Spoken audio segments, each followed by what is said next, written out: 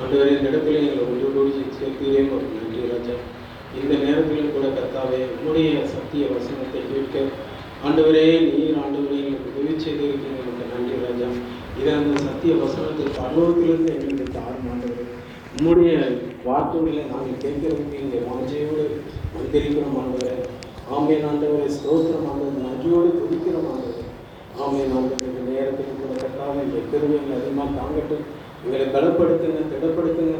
ஆமேன் ஆண்டவரே, ஸ்தோத்திரம் ஆண்டவரே. உங்களுடைய வல்லமையினால் நிரப்புங்க ஆண்டவரை. கேட்கக்கூடிய நல்ல உணர்வுள்ள இருதயத்தை கர்த்தரை நீர் எங்களுக்கு தருவீராக தகப்பனே.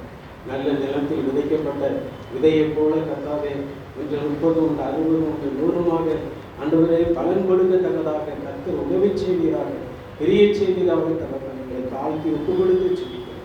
அந்த மக்கள் ஒவ்வொருவரையும் ஆசீர்வதிங்க, ஒவ்வொருவரையும் பலப்படுத்துங்க, இடப்படுத்தி ஆசீர்வதித்தாங்க. அதே போல கர்த்தாவே ஆண்டவரே, உம்முடைய தாசனை கரத்தில் எடுத்து பயன்படுத்துங்க.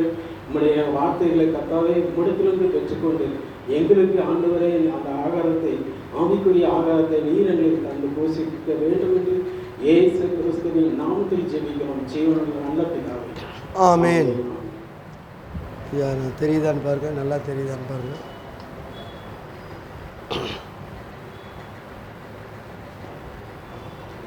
தேவனுடைய பரிசுத்த நாமத்திற்கு எல்லா கனமும் மகிமையும் துதியின் சோத்திரம் புகழும் உண்டாவதாக.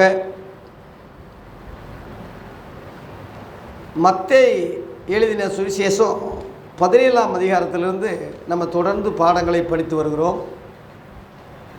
கடந்த வாரத்தில் 1ஆம் வசனத்திலிருந்து 13ஆம் வசனம் வரை நம்ம பார்த்துருக்குறோம். அந்த முதல் பகுதி அதில் இயேசு கிறிஸ்துனுடைய மறுரூபத்தை பற்றியும் எலியா பற்றிய விளக்கத்தை பற்றியும், அந்த எலியா யோவான் சானகந்தான் என்ற உண்மையை சீசர்கள் அறிந்த அந்த ரகசியங்களையும் முதல் பகுதியாக படித்தோம். இன்றைக்கு இரண்டாவதாக 14ஆம் வசனத்திலிருந்து நம்ம தொடங்கி 21ஆம் வசனம் வரை நம்ம முடிக்க போகிறோம். இதில் பிசாசி பற்றி, ஜாதி பிசாசி பற்றி ஒரு விளக்கம் பார்க்க போகிறோம். மூன்றாவதாக 22ஆம் வசனத்திலிருந்து 27ஆம் வசனம் வரை வரி, தீர்வு, ஓட்டு, இந்த அரசாங்க விஷயங்களில் அவர் தம்முடைய சீசர்களுக்கு என்ன சொன்னார் என்ற காரியங்களை பார்க்க போகிறோம். ஆகவே ஒரு பகுதியை போன வாரம் முடித்தோம். இந்த 2 பகுதிகளை இந்த வாரம் நம்ம முடித்து ஆண்டவருக்கு சித்தமான அடுத்த வாரம் 18ஆம் அதிகாரத்தை நம்ம தொடங்க போகிறோம். ஆகவே தேவனுக்கு மகிமை உண்டாகட்டும். 14ஆம் வசனத்திலிருந்து மத்தேயு 17-14 நான் தொடங்குகிறேன். அவர்கள் ஜனங்களிடத்தில் வந்தபோது ஒரு மனுஷன் அவரிடத்தில் வந்து அவர் முன்பாக முழங்கால் படியிட்டு என்ன சொல்கிறான்? ஆண்டவரே, என் மகனுக்கு இறங்கும், அவன் சந்திரரோகியாய் கொடிய வேதனைப்படுகிறான், அடிக்கடி தீயிலும் அடிக்கடி ஜலத்திலும் விழுகிறான். அவனை உம்முடைய சீசரிடத்திலே கொண்டு வந்தேன், அவனை சொஸ்தமாக்க அவர்களால் கூடாமல் போயிற்று என்றான். அந்த மகனுக்கு பிசாசி உள்ளது அவனுக்கு தெரியல. அதுவும் ஜாதி பிசாசின்னு இயேசு சொல்கிறாரு. எல்லாரும் அதை சாதாரணமாக விரட்ட முடியாதுன்னு வேற சொல்கிறாரு. சீசர்களால் கூட முடியாமல் போனதாக இங்கே அவன் சொல்கிறான். அவங்களும் அதை உண்மைதான், எங்களால் ஏன் அதை முடியலன்னு திரும்ப இயேசுக்கிட்ட கேட்குறாங்க. அந்த வகையான சில ஜாதி பிசாசி இருக்குது. அதாவது மனிதர்களை ஆண்டவர் ஜாதி ஜாதியாக படைக்கலை, மிருகங்களை ஜாதி ஜாதியாக படைத்தார். அதே மாதிரி லூசிபர் என்று சொல்லப்படுகிற அந்த சாத்தான் தூதர்களுக்கெல்லாம் தலைவனாக இருந்தான். அவனுடைய வரலாறெல்லாம் எசேக்கியேல் 28 அதிகாரத்தில் இருக்குது. தானியேலை விட அவன் அறிவுள்ளவன், ஞானம் உள்ளவன், அழகுள்ளவன், பொண்ணு வெள்ளி எல்லாம் நிரம்பி இருந்துச்சு. இசையில் மாஸ்டராக இருந்தான். எல்லா திறமையும் இருந்தது. அதனால் அதுவே அவனுக்கு ஆபத்தாக முடிஞ்சு போச்சு. என்ன ஆபத்து? தேவனுக்கு மேலாக என்னை உயர்த்துவேன், அவருக்கு ஆராதனைகள் செய்வது போல தூதர்கள் எனக்கும் ஆராதனை செய்ய நான் அதுக்குரிய தகுதி உள்ளவன் தான் என்ற ஒரு பெருமை, ஒரு மேட்டிமை அவனுக்கு உருவாயிடுச்சு. அதை ஆண்டவர் ஒன்றும் செய்ய முடியல. பெருமை உள்ளவனுக்கு தேவன் எதிர்த்து நிற்கிறார், தாழ்மை உள்ளவனுக்கு தான் கிருபளிக்கிறார். தேவதூதர்கள் மனுஷனை விட வல்லமையாக படைச்சிருந்தாலும் அவங்க தேவனை துதிக்கும் போது 2 செட்டைகள் காலில் மூடிக்கிட்டு, 2 செட்டைகளை முகத்தில் மூடிக்கிட்டு, 2 செட்டைகளாலே பறந்துக்கிட்டே சேனைகளின் கர்த்தர் பரிசுத்தர் பரிசுத்தர் அந்த அளவில் தேவன் பயங்கரமானவர், பயபக்திக்குரியவர், நடுங்கி திகைக்கக்கூடிய ஒரு ஒப்பற்ற சர்வ வல்லமையுள்ள தேவன். நேருக்கு நேர் நின்று கூட முகத்தை பார்த்து துதிக்கிறதுக்கு அந்த தூதர்களுக்கு முடியல. அவ்வளவு தாழ்மை. அப்படிப்பட்ட தாழ்மையில் ஒருத்தன் பெருமையாக இருக்கிறான். அதோடு சேர்ந்த தூதர்கள் முழுவதும் அவனை சேர்ந்த தூதர்கள் முழுவதும் ஒரு கூட்டத்தை இழுத்தான். அதுதான் லேகியோன்னு சொல்லி சொல்கிறேன். மார்க் 5 அதிகாரத்தில் நாங்கள் அநேகராக இருப்பதுனாலே நாங்கள் லேகியோன்னு சொல்கிறாங்க. லேகியோன்னா 6000 பிசாசின்னு அர்த்தம். வானமண்டலம் வரைக்கும் செக் போஸ்ட் வச்சுருக்கான். எபேசியர் 6ஆம் அதிகாரத்தில் போட்டிருக்கு 11-12 வானமண்டங்குள்ள பொல்லாத ஆவிகளின் சேனைகளோடு நமக்கு என்ன உண்டு, போராட்டம் உண்டுன்னு பவுல் எழுதுகிறான். நம்ம ஜெபம் எங்கே போய் சேரணும்? பரமண்டலங்களில் உள்ள எங்கள் பிதாவேன்னு கற்றுக் கொடுத்தாரே. அப்போ பரமண்டலத்தில் உள்ள பிதாவை நோக்கி நம்ம ஜெபிக்கும்போது நம்ம ஜெபம் வானமண்டலத்தை கடந்து தான் பரமண்டலத்துக்கு போகணும். இது பூமண்டலம். அப்போ பரமண்டலத்தை உள்ள தேவனிடத்தில் ஜெபம் போகிறதுக்கு வானமண்டலத்துள்ள பொல்லாத அசுத்தாவிகள் விடாது. ரகசியம் சொல்கிறேன், விடாது. அதனால தான் என்ன வேணாலும் அவன் பொறுத்துக்கிடுவான், செய்ப்பான். ஜெபிக்கிறதுக்கு மட்டும் அவன் நடுங்குவான். முழங்கால் போட்டு ஜெபிக்க ஆரம்பித்த உடனே சல்லுன்னு சல்லுன்னு அப்படியே இறங்கிடுவான் சுற்றி. எல்லாருக்கும் கிடையாது. உண்மையான தேவ பிள்ளைகள், சத்தியத்தை அறிஞ்சவங்க, இவன் ஜெபம் கடவுள் கேட்பார் என்ற முறையில் இவனுக்கும் கடவுளுக்கும் உண்மை நேர்மை உள்ள பரிசுத்தவான்களுடைய ஜெபம் அவர் பார்வைக்கு அருமையாக இருப்பதுனாலே பிசாசுகளும் லேசில் விடாது, சுற்றி வந்து நின்றுடும். உங்களுக்கு தெரியாது, ஆண்டவர் எனக்கு வெளிப்படுத்தினார். சுற்றி விழுந்துடும். அதனால் அவங்க ஜெபம் போக விடாத அளவில் என்ன செய்வான்? நினைவுகளை மாற்றுவான், தூக்கத்தை வர வைப்பான், கொட்டாய் வரும். சீக்கிரமாக ஏசுவி நாமத்தில் ஆமேன்னு படுத்துருவோம். அதெல்லாம் அவன் வேலை தான். உடனே சோர்வு ஏற்படும், தூக்கம் வரும், காலெல்லாம் அப்போ தான் வலிக்கும். ரொம்ப நமக்கு ஜெபிச்சுக்கிட்டு இருக்கும்போது என்ன அங்கிட்டு போயிடும், சமயநூலுக்கு போயிடும். அப்புறம் டக்குன்னு சுதாரித்து ஜெபிக்கிறதுக்குள்ளே எங்கிட்டு போயிடும். எண்ணங்களை செதறடிப்பான், அலக்கழிப்பான். இதுதான் அவனுடைய தந்திரம். இதை நம்ம அறிஞ்சிட்டா, அதான் பவுல் சொல்கிறான், சாத்தானுடைய தந்திரங்கள் நமக்கு தெரியாதவைகள் அல்லவே இருக்கு. அந்த தந்திரங்களை எதிர்த்து நில்லுங்கன்னு தான் அங்கே போட்டிருக்கு. எபேசியர் 6ஆம் அதிகாரத்தில் 11 பார்த்தீங்கன்னா, நீங்கள் பிசாசின் தந்திரங்களோடு எதிர்த்து நிற்க, அந்த வசனத்தை படிங்க. நீங்கள் பிசாசின் தந்திரங்களோடு எதிர்த்து நிற்கத்தக்க திராணி, அதுக்குன்னு ஒரு தகுதி இருக்கு. அந்த தகுதி உங்களுக்கு உண்டாகும்படி தேவனுடைய சர்வாதி வர்க்கத்தை என்ன செய்யுங்க, தரித்து கொள்ளுங்க. ஒரு யுத்தத்துக்கு போகிறவே சும்மா போக முடியுமா? அங்கே தலையை அணிய வேண்டிய இருக்குது, கேடகம் இருக்குது, பாதுகாப்புக்குரிய இது இருக்குது. கொஞ்சம் இடம் விட்டாலும் கூட அவன் நெத்தியில் இப்போ தாவி கோழியாத்தை அடித்த மாதிரி அடிச்சிருப்பாங்க. முழு கவசம் போட வேண்டியதான். அதுபோல் பிசாசி நமக்கு எதிரியாக இருக்கான். இந்த உலகத்திலேயே உண்மையான எதிரி வந்து நமக்கு சாத்தான் தான். அவன் நிச்சயமாக அவருடைய ஜனங்களை பரலோகத்துக்கு போக விடாமல் போராடி அவனோட இவங்களும் பங்கு பெறக்கூடிய அளவில். இப்போ பொதுவாக ஒருத்தன் கெட்டான்னா நம்மளால் அவனும் கெடணும்னு நினைக்கிறாங்களே சிலர்.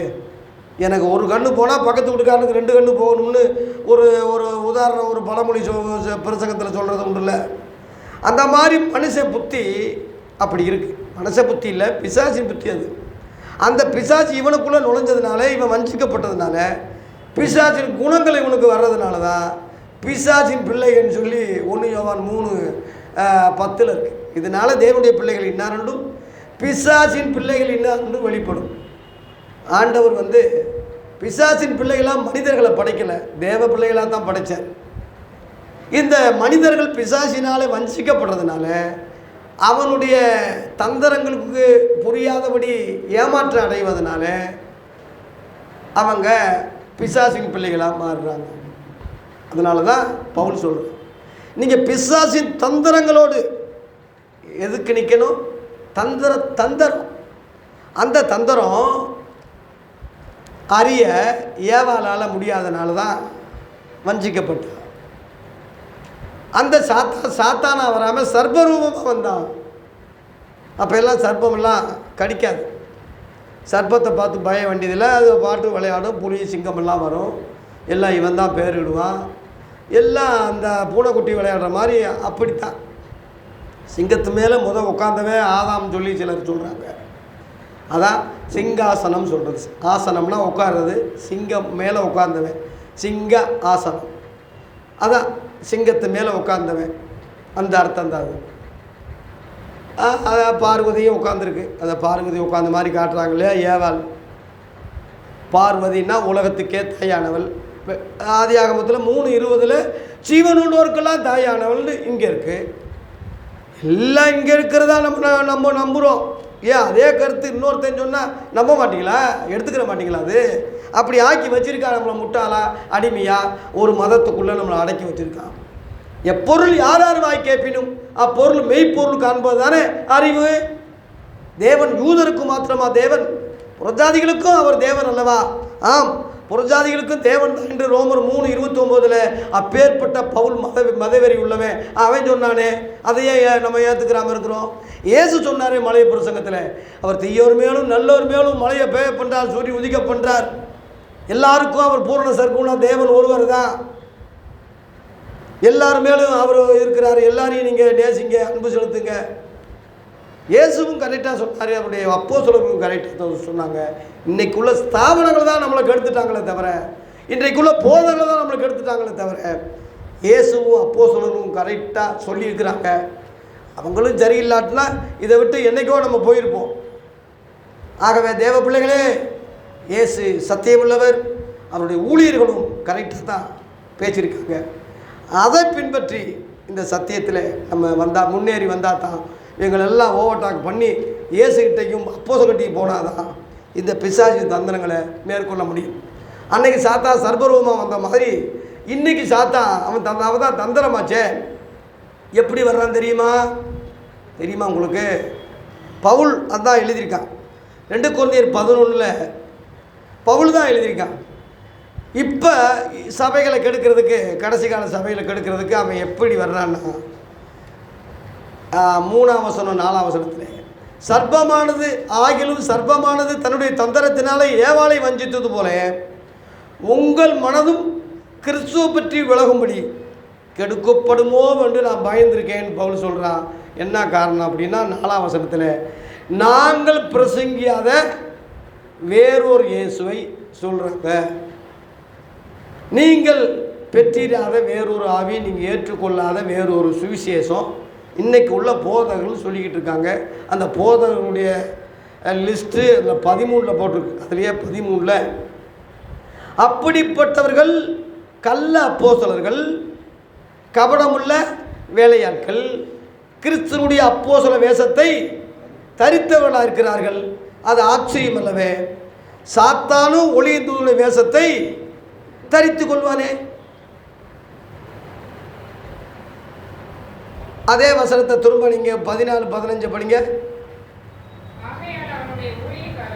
எவனுடைய, இந்த வசனத்தை நல்லா பாருங்கள். தமிழில் தான் இந்த சிறப்பு இருக்குது, வேறு எந்த மொழிபெயர்ப்புலையும் இப்படி இந்த சிறப்பு கண்டுபிடிக்க முடியாது. நம்ம தமிழில் தான் இந்த சிறப்பு இருக்குது. படிங்க.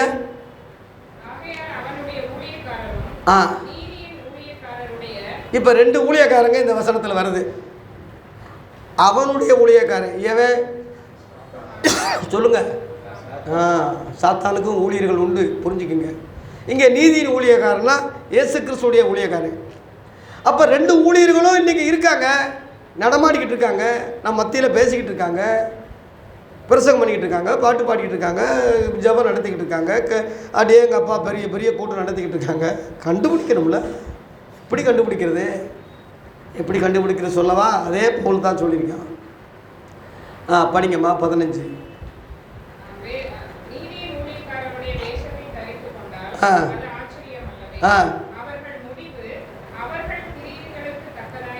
இந்த கிரிகள்னு சொல்கிறது கனிகள். இயேசு கனிகள்னு சொன்னார். கள்ளத்தீர்க்கதரிசிகள் இயேசு மத்தேயு 7ஆம் அதிகாரத்தில் சொல்லும்போது அவர்களுடைய கனிகளினாலே அவர்களை அறிவீர்கள் சொன்னார். இங்கே கிரியை கனி 2 ஒரே அர்த்தம் உள்ளது தான். நீங்கள் கலாத்தியர் 5ஆம் அதிகாரத்தில் பார்த்தீங்கன்னா 22 இருந்து ஆவியின் கனிகள்னு சொல்கிறீங்கள, அதுக்கு மேலே 19ஆம் வசனம் பார்த்தீங்கன்னா மாம்சத்தின் கிரிகள் இருக்குங்க. வெளியரங்கமாக இருக்குன்னு கிரிகள்னு சொல்கிறதும் கனிகள் சொல்கிறதும் ஒரே அர்த்தம் உள்ளது. இந்த கனிகள் என்பது ஏசு சொன்னார், கிரிகள் என்பது அப்போஸ்தலர்கள் சொன்னாங்க. இதை பார்த்து தான் நீங்கள் புரிஞ்சுக்கிறணும், அறிஞ்சிக்கிறணும், விளங்கிக்கிறணுமே தவிர சாதாரணமாக வஞ்சகம் இல்லாமல் போனோம்னா வஞ்சிக்கப்பட்டுருவோம், ஏமாற்றப்பட்டுருவோம். அந்த ஆவியின் கனிகள் இவங்கிட்ட, இந்த ஊழியக்காரங்கிட்ட இருக்கா? பிரசங்கத்தை வச்சு ஒரு ஆளை கணிக்காதீங்க. பவுல் பாஸ்டர் நல்லா பேசுகிறாருன்னா உடனே இதை வச்சு என்னை நல்லவேன்னு சொல்லிடக்கூடாது, நல்ல பாஸ்டர்னு சொல்லிடக்கூடாது. கோபால்சாமி ரொம்ப அருமையாக பேசுவார், கலைஞர் அருமையாக பேசுவார், அண்ணாதுரை டேங்கப்பா பேச்சாளர், பேசி பேசியே கட்சியை நாட்டையே பிடிச்சிட்டார். பேச்சாளர்கள் நிறைய இருக்காங்க. பேச்சை வச்சு எதுக்கு மூணை வச்சு நினைக்கக்கூடாது. அதனால நான் கூட இப்போ ஏதோ கொஞ்சம் பரவாயில்ல, முழுசாக நான் நல்லா பேசிட்டேன், நல்லா வார்த்தையெல்லாம் வந்து நல்லா பேசுகிறேன்னு நான் சொல்ல முடியாது. என் கருத்து கரெக்டாக இருக்குது, அது சொல்கிற விதம் எனக்கு இன்னும் தெரியலையே, இன்னும் கொஞ்சம் கட் அண்ட் ரேட்டாக பேசுகிறேன்னு சொல்லிட்டு கடினமாக சில நேரங்களில் நானே போட்டு கேட்பேன். இந்த வார்த்தை நம்ம சொல்லியிருக்கக்கூடாது, நிதானமாக ஆக்கியிருக்கலாமே, என்ன இப்படி நமக்கு எனக்கே தெரியுது. சரி பண்ணுறதுக்கு முயற்சி பண்ணிக்கிட்டு இருக்கேன், சரி பண்ணிக்கிட்டே இருக்கேன். ஆனால் நீங்கள் அதை நினச்சி சங்கடப்படாமல் கருத்துக்களை உள்வாங்க. வார்த்தை சரி, திருத்தினாலும் சரி, அவர் பாடுது, அந்த கருத்துக்களை எடுத்துக்கங்கன்னு சொல்கிறேன். அதனால் எப்படினாலும் பேசிட்டு போங்கன்னு இல்லை, நான் நல்ல வார்த்தை பேசுகிறதுக்கு ஜெபம் பண்ணுங்கன்னு பவுல் சொன்னான். பேர் அறிவாளி படிப்பாளி அப்படியே எங்கள் அப்பா அவ்வளவு எப்பவுமே ஒரு மேதை அவன் சொன்னான். நான் எம்மாத்திர பவுல் பேர் வச்சதுனால நான் பவுல் ஆயிடுவேனா? எபேசியர் அதுலேயே 6:20 படிக்க. எபேசியர் 6:20 கவனிங்க. நான் தைரியமாக என் வாயை திறந்து சுவிசேஷத்தின் ரகசியத்தை ஜனங்களுக்கு சொல்லும்படி, வாக்கு அந்த வார்த்தைகள் எனக்கு கொடுக்கும்படி, எனக்காக ஜெபிங்கன்னு சொல்லலை, எனக்காகவும் விண்ணப்பம் பண்ணுங்க. நான் பெரிய பாஸ்டர், நல்லா பேச்சாளர், ஊழியக்காரேன்ட்டு என்னைய அம்போடு விட்டுறாதீங்க, எனக்காக கூட நீங்கள் ஜெபம் பண்ணுங்கன்னு சொல்கிறேன். நான் ஏமாத்துறேன். அந்த பவுலோட பக்கத்தில் நிற்க முடியுமா? நான் கிறிஸ்துவை பின்பற்றுவது போல என்னை பின்பற்றுங்கன்னு அவனை போல நான் சொல்ல முடியுமா? இரத்த சாட்சியாய் மரித்து ஆண்டவருக்காக சிரச்சேதம் செய்யப்பட்டானே, அந்த பாக்கியம் எனக்கு கிடைக்குமா? அதனால நன்றாக என் வார்த்தைகளை சொல்ல நல்ல உள்ளங்களை ஆதாயம் பண்ண, நல்ல வார்த்தைகள் வாக்கு எனக்கு கொடுக்கும்படி எனக்காகவும் ஜெபம் பண்ணுங்க. ஏன்னா கருத்துக்கள் ஜனங்களை உள்வாங்கிறத விட வார்த்தைகளை தான் உள்வாங்குறாங்க. இவர் இப்படி பேசிட்டார், இப்படி வஞ்சிட்டார், இப்படி திட்டார். இயேசு கிறிஸ்து சீசனை பேதுருவை எனக்கு பின்னாக போ சாத்தானேன்னு சொன்னார், யூதர்களை விரிய பாம்பு குட்டிகளேன்னு சொன்னார், வேசி சந்ததின்னு சொன்னார், ஒரு கானானியா பொண்ணை நாய் நாய் குட்டிகளுக்கு கொடுக்கக்கூடாது அப்படின்னு சொன்னார். தப்பாக சொல்லலை அவர்.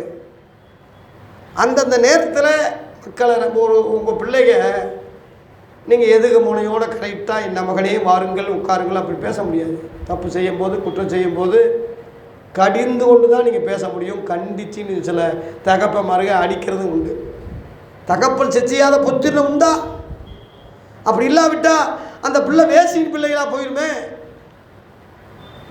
எபிரேயர் 12ஆம் அதிகாரத்தில் இருக்கு நான் சொல்கிறது. தகப்பன் கண்டிப்பாக அந்த பிள்ளையை சிரிச்சிக்கிறது போல தேவன் நமக்கு தகப்பனாக இருக்கிறார். அவர் சிரிச்சிக்கிறார். யாரை கொண்டு? ஊழியக்காரங்க மூலமாக.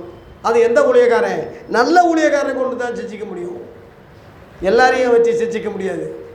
ஆகவே தேவ பிள்ளைகளை உண்மையான ஊழியர்களை கண்டுபிடிக்கிறது கஷ்டம். இயேசுவை ஜனங்க என்ன சொன்னாங்கன்னா, அதிகாரத்தோடு பேசுகிறாரு இவர், வேதபாரர் பரிசெய்கிற மாதிரி இவர் பேசலை.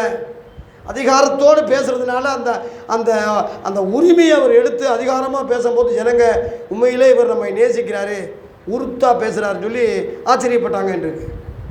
அதுபோல் உண்மையான ஊழியர்கள் தன்னுடைய பிள்ளைகள் அக்கினிக்கு போகிறாங்க, நரகத்துக்கு போகிறாங்க, அறியாமல் இருக்காங்கன்னு சொல்லி ரொம்ப டென்ஷன் ஆகி கோவப்பட்டு பேசுகிறது உண்டு, வையறது உண்டு, திட்டுறது உண்டு.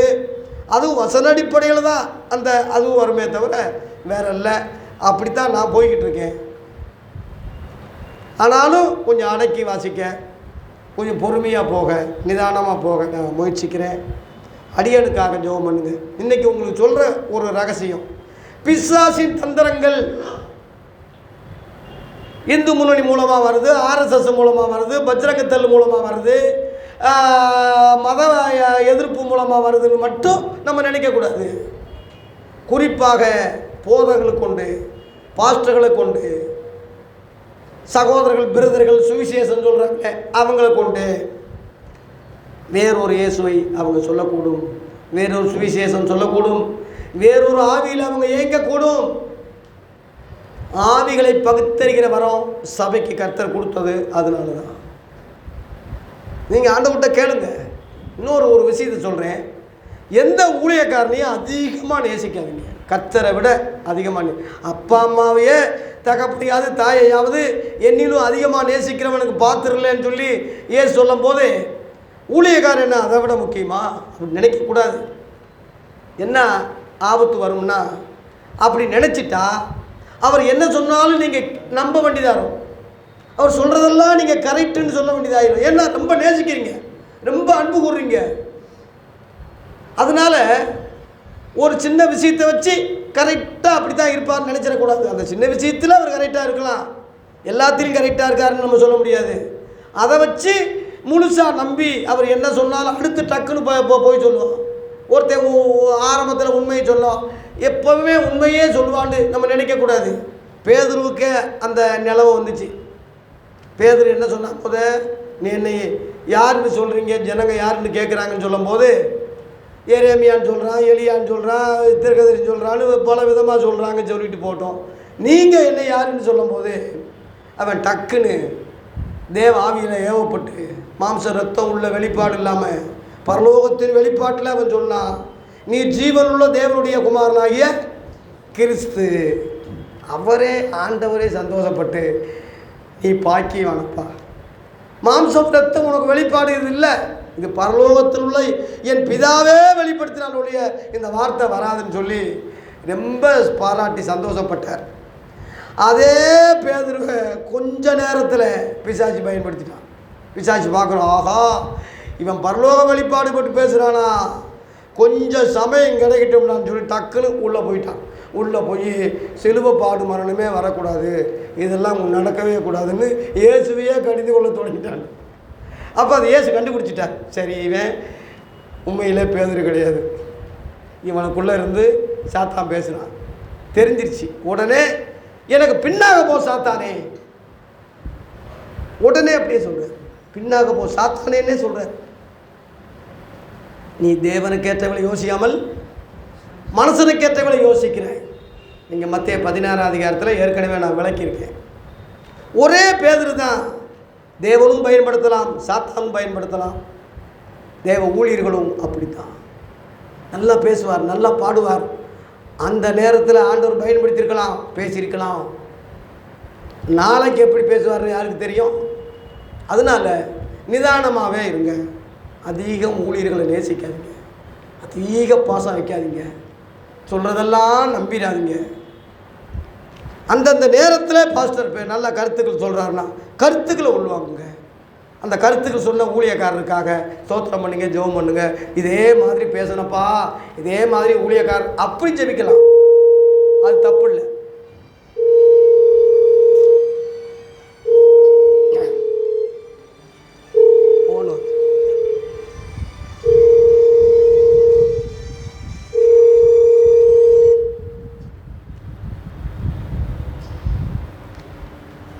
தெரியாமல் ஃபோன் அடிக்கிறாங்க. ஆகவே தேவ பிள்ளைகளே, அந்த ஐயா சொன்ன மாதிரி அதை மறந்துட்டு, ஆகவே தேவ பிள்ளைகளே நிதானமாக இருங்க, இப்படி இருங்க, இப்படி போயிடாதீங்க. வீட்டுக்கு போங்க, வரண்டாவுக்குள்ள போகிறீங்களா போங்க, முடிஞ்சால் கால் வரைக்கும் பழகுறீங்களா பழகுங்க, பெட்ரூம் வரைக்கும் பழகாதீங்க, பெட்ரூம் வரைக்கும் விடக்கூடாது.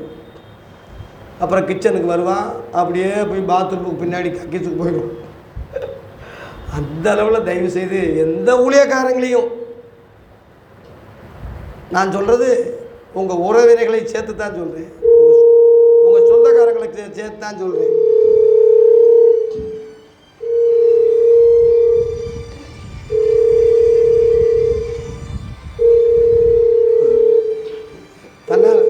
தன்னால் நின்றும், என் வீடியோ பாதிக்காது.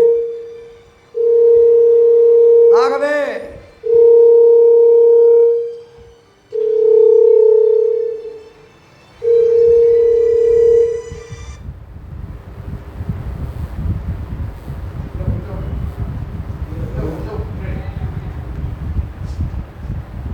முதல்ல ஏரோப்ளேன் இது போடணும். இது வேறு ஆக்ஷன் ஐயா, விடுங்க விடுங்க இருக்கட்டும். அடுத்து வந்தால் நம்ம கரெக்ட்.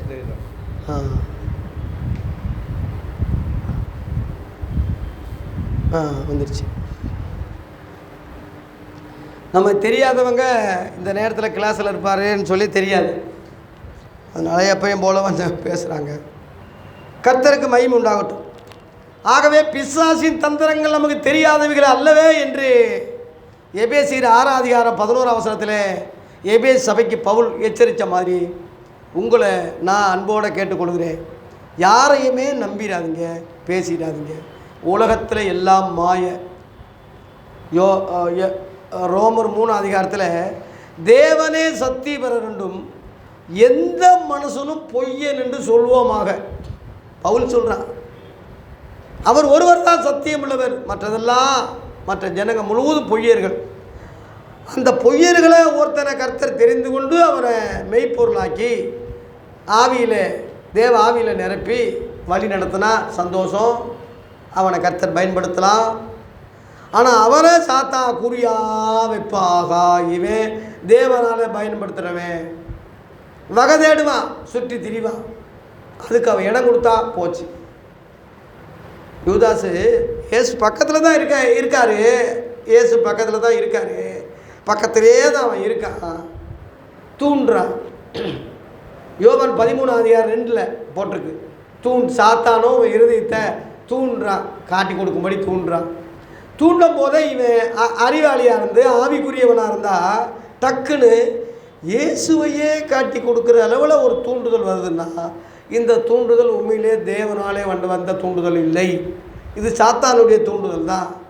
இயேசுவின் நாமத்தில் போ சாத்தானேன்னு சொல்லி அவன் சொல்லியிருந்தா ஓடிருப்பான். ஏன்னா அந்த அதிகாரம் அவனுக்கு இருக்குது. மத்தேயு 10 பிசாசுகளை துரத்தும்படி தேவன் அப்போஸ்தலர்களுக்கு ஊழியர்களுக்கு அதிகாரம் கொடுத்துருக்காரு. அவன் டக்குன்னு இயேசுவின் நாமத்தில் போ சாத்தானேன்னா போயிருப்பான். தெரியல, ஏதோ நம்ம நினைக்கிற போல் இருக்கு, யோசிக்கிற போல் இருக்குன்னு இடம் கொடுத்துட்டான். உள்ளே புகுந்தான். 27 பார்த்தீங்கன்னா புகுந்தானே இருக்கு. இதை படிங்க, யோவான் 13:27 பாருங்க.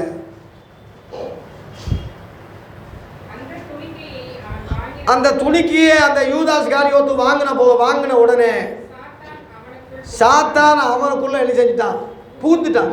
தூண்டுறான், அப்புறம் இடம் கொடுத்தா புகுந்து போயிடுவான். அதனால தான் பிசாசுக்கு இடம் கூடாதுங்கன்னு இருக்கு.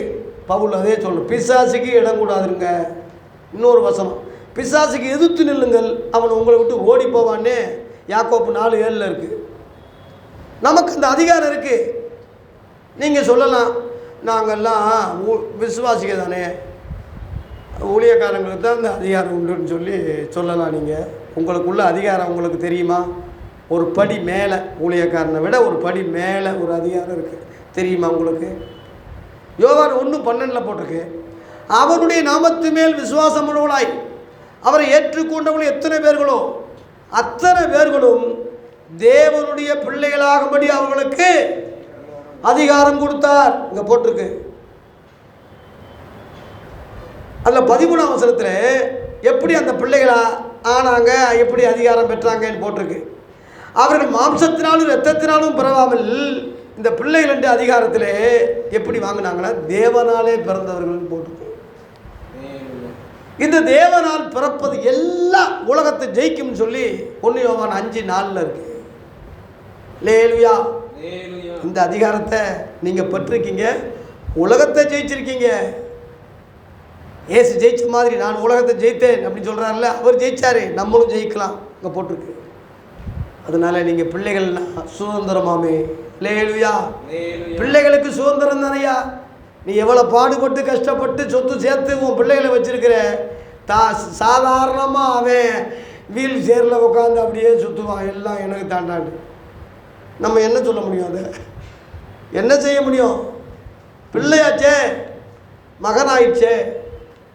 ஆகவே உலக பிரகாரமாய் பொல்லாதவளாகி நாம் நம்ம பிள்ளைகளுக்கு நல்ல ஈவுகளை கொடுக்கும்போது பரலோகத்தில் உள்ள தேவன் அவருடைய சொந்த பிள்ளைகளாகி நமக்கு எல்லா அதிகாரத்தையும் கொடுக்குறார்.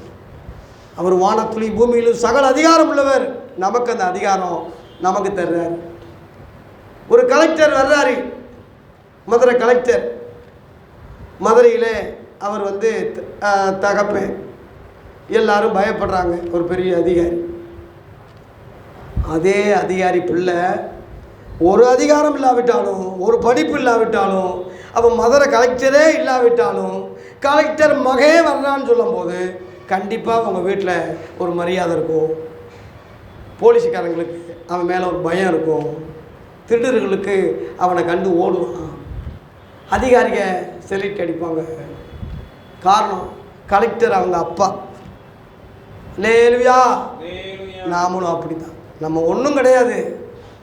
அவருடைய பிள்ளைகளான அந்த ஒரு அதிகாரத்தில் பிசாசு நடுங்குவான். அதனால் நீங்கள் பிசாசுக்கு எதிர்த்து நில்லுங்க, பிசாசுக்கு எதிர்த்து நில்லுங்க. அவன் ஓடி போயிடுவான்னு சொன்னது பாஸ்டர்களுக்கு ஊழியர்களுக்கு பவுல் சொல்லலை, யாக்கோப்பு சொல்லலை, விசுவாசிகளுக்கு தான் எழுதுகிறான். பிசாசுக்கு எதிர்த்து நில்லுங்கள், உங்களை விட்டு ஓடி போகும். அதனால் சாத்தான துரத்தை உங்களுக்கு அதிகாரம் உண்டு, ஏற்று நிற்க அதிகாரம் உண்டு. எல்லாவற்றுக்கும் மேலாக அவன் தந்திரத்தில் எடுத்து நில்லுங்க. அந்த தந்திரம் எந்த ரூட்லேயும் வரலாம், எப்படியும் வரலாம். ஒரு நல்ல சிறையதர் உங்களுக்கு இருந்தால் அவன் வாயில் வரலாம். ஒரு நல்ல கருத்துக்களை ஒரு இந்து வாயிலிருந்து வரலாம். ஒரு பொல்லாத காரியத்தை பெரிய பிஷப் பாஸ்டர் உங்கள் ரெவரன்லேருந்து வாயிலிருந்து வரலாம். நீங்கள் பகுத்தறிவு உள்ளவர்களாக இருக்கணும். 2 காது கர்த்தர் கொடுத்துருக்குறேன். பகுத்தறிவு உள்ளவர்களாக இருந்து எது கர்த்தருடைய வார்த்தை. இப்போ இந்த பகுத்தறிவு உங்களுக்கு வர்றதுக்கு வசனங்களை அதிகமாக கேளுங்க, வசனங்களை அதிகமாக உட்கொள்ளுங்க. அப்படின்னா அந்த தந்திரத்தை நீங்கள் ஜெயிக்க முடியும், மேற்கொள்ள முடியும். உங்கள் ஜெபம் தடை செய்யும் போது சாத்தான் தடை செய்யலாம் என்ற ஒரு தந்திரத்தை நீங்கள் அறிஞ்சிட்டா, தூக்கம் வந்தாலும் விடுவீங்களா, கொட்டாயம் வந்தாலும் விடுவீங்களா, சரி பரவாயில்லன்னு படுப்பீங்களா? உடனே தெரிஞ்சிட்டா, ஓ இவன் வேலையா, இயேசுவி நாமத்தில் போ அப்படின்னா அவனுக்கு ஆஹா தெரிஞ்சுக்கிட்டானாலும் ஓடிடுவான். நம்ம ஜெபம் கனெக்ஷன் கிடைச்சிடும் பரலோகத்துக்கு. தூதர்கள், தேவ தூதர்கள் வந்துடுவாங்க. இந்த தூதர்கள், கருப்பு தூதர்கள் போயிடுவாங்க. அந்த கனெக்ஷன் கிடைச்சிட்டா ஜெபம் நிறுத்த முடியாது உங்களால். தெரியுமா உங்களுக்கு? நிறுத்த பார்ப்பீங்க, முடியாது. அவ்வளோ சந்தோஷமாக இருக்கும், அவ்வளோ மகிழ்ச்சியாக இருக்கும். மணிக்கணக்கில் ஓடும். சில ஆளுக்கு மணிக்கணக்கில் ஜெபிக்கிறேன்னு சொல்கிறாங்கள, இந்த ரகசியம் தான். போய் சொல்கிறானே நமக்கு தெரியாது. உண்மையான காரியம் அப்படி இருக்கும். நீங்களே சுதாரித்து ஏசுவி நாம சொல்லி முடிச்சாதான். எனக்கு அந்த அனுபவம் உண்டு. அதனால தேவ பிள்ளைகளே, பிசாசின் தந்திரங்களோடு எதிர்த்து நில்லுங்க. உங்கள் ஜெபம் பரமண்டலத்துக்கு போகிறது.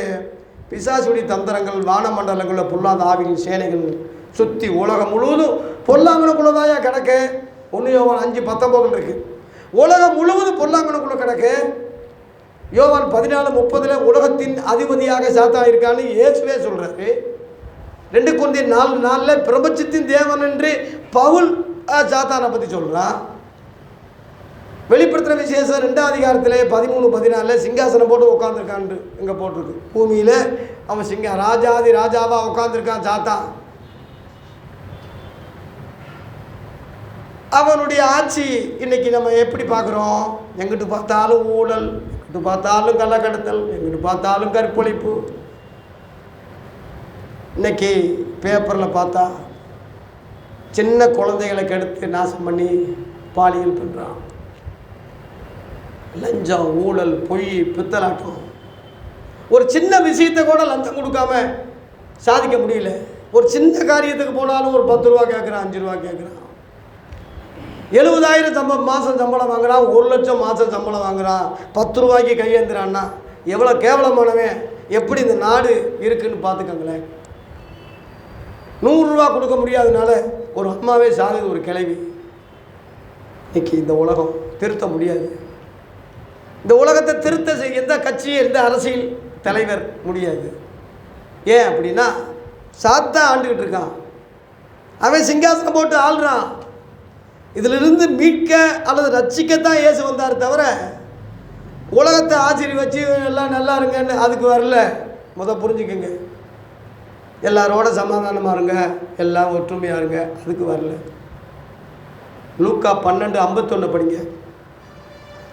லூக்கா 12:51.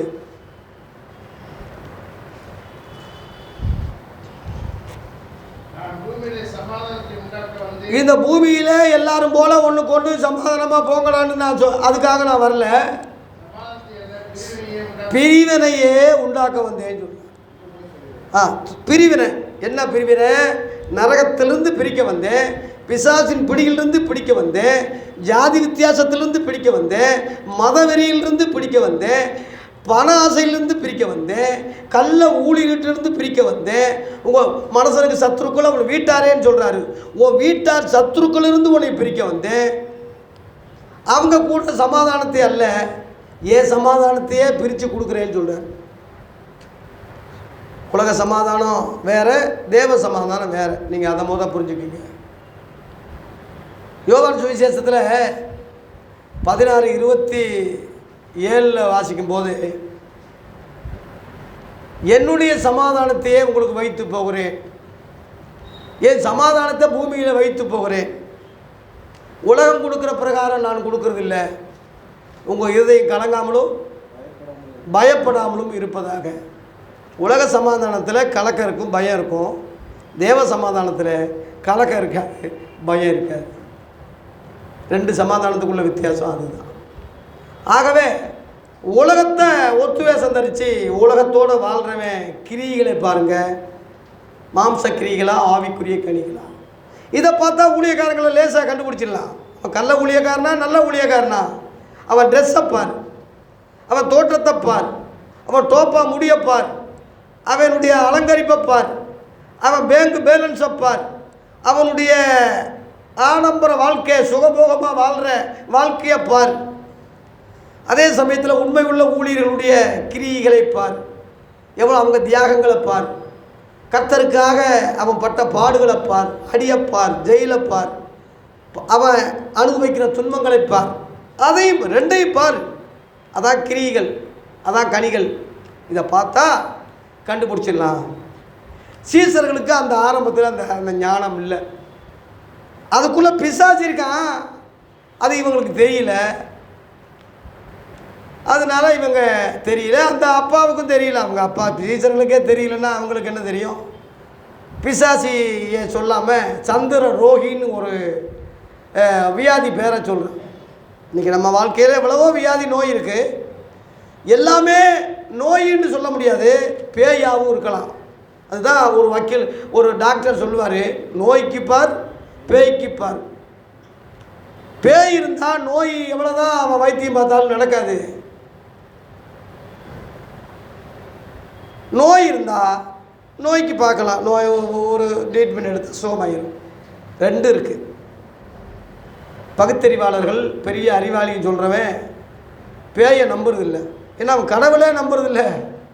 சில ஆளுங்க கடவுளை நம்பினாலும் பேயை நம்புறதில்லை. நீ தேவன் இருக்கிறது உண்மை என்று எப்படி நம்புறியோ, பிசாசு இருக்கிறது உண்மை. நல்ல ஊழியர்கள் எப்படியோ இருக்கிறாங்களோ, பிசாசின் ஊழியர்களும் இருக்கிறது உண்மை. ஒரிஜினல் இயேசு நம்ம சுவிசேஷங்கள்லேருந்து பேசுகிறோம், வேறொரு இயேசுவை பற்றி சொல்கிறவனும் உண்டு. ஒரிஜினல் சுவிசேஷம் நம்மக்கிட்ட இருக்குது, வேறொரு சுவிசேஷம் சொல்கிறவனும் உண்டு. ஒரிஜினல் பரிசுத்த ஆவியான பெந்தேகோஸ்து நாள் இறங்கினவர் இன்றைக்கி இருக்கார், ஆனால் வேறொரு ஆவியில் இருக்கிறவனும் உண்டு. அதனால் எல்லா ஆவிகளையும் நம்பாதீங்கன்னு சொல்லி 1 யோவான் 4ஆம் அதிகாரத்தில் ஆதி விசுவாசிகளுக்கு அப்போஸ்தலர் எழுதினாங்க. சகோதரரே, உலகத்தில் அநேக கள்ள தீர்க்கதரிசி தோன்றியிருப்பதனால் நீங்கள் எல்லா ஆவிகளையும் நம்பாமல், அங்கே போட்டிருக்கு, எல்லா ஆவிகளையும் நம்பாமல் அந்த ஆவிகள் தேவனால் உண்டானவைகளோ என்று சோதித்து பாருங்க, செக் பண்ணுங்க. அந்த வசனம் படிக்குமா? 1 யோவான்ல 4:1.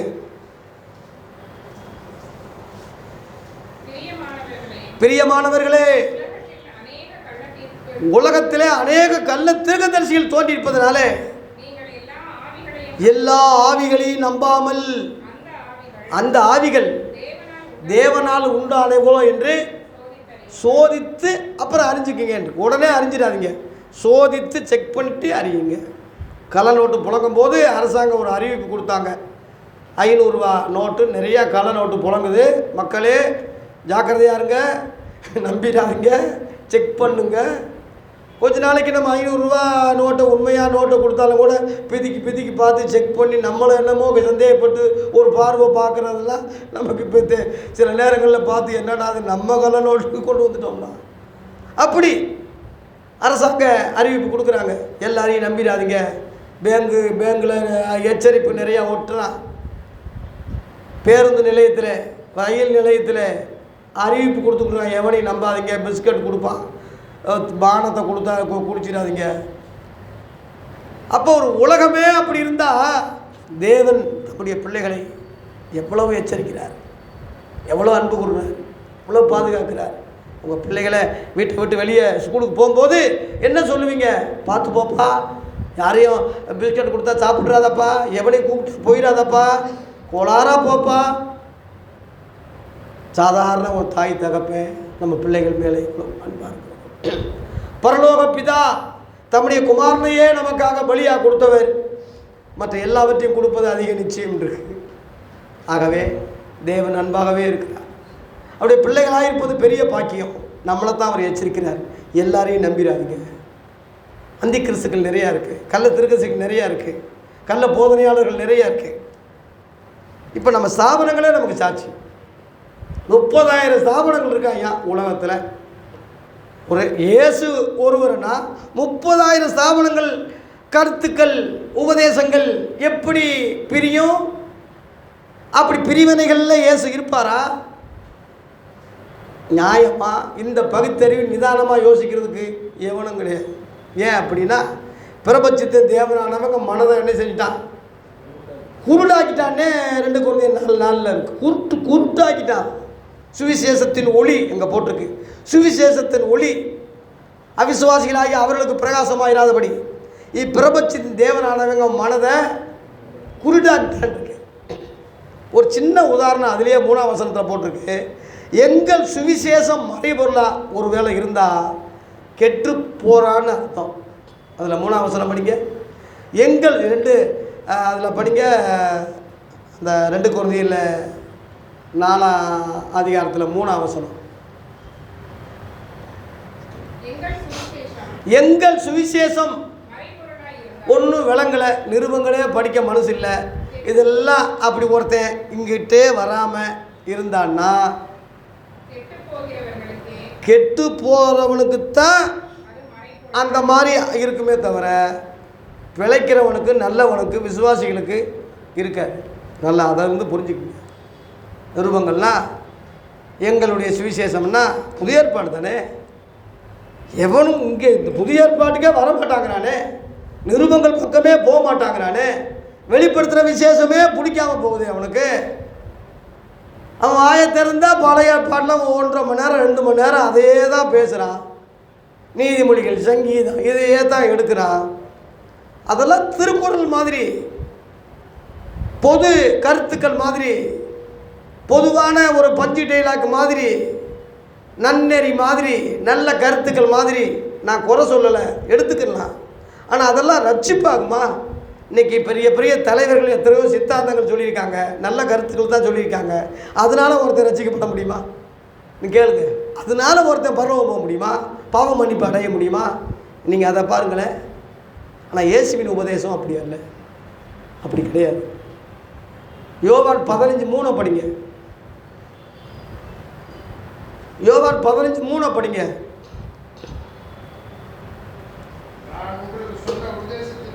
நான் உங்களுக்கு சொன்ன உபதேசத்தினாலே இப்பொழுதே சுத்தமாக இருக்கீங்க என்று.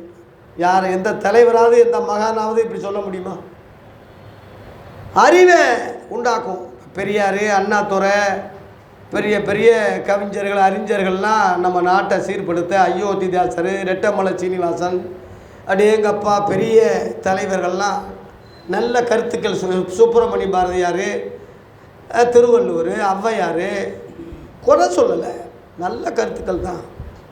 ஆனால் அந்த வார்த்தையினால் ஒருத்தர் பரிசுத்தமாக முடியுமா? இயேசு சொல்கிறார், என் வார்த்தையினாலே நீங்கள் இப்பொழுதே சுத்தமாக இருக்கிறீர்கள். அல்லேலூயா. ஏன்னா அந்த வார்த்தை என் வார்த்தை இல்லை, தேவனுடைய வார்த்தைன்னு சொல்கிறார். அவரே என் வார்த்தை இல்லை, தேவ வார்த்தை சொல்கிறாரு.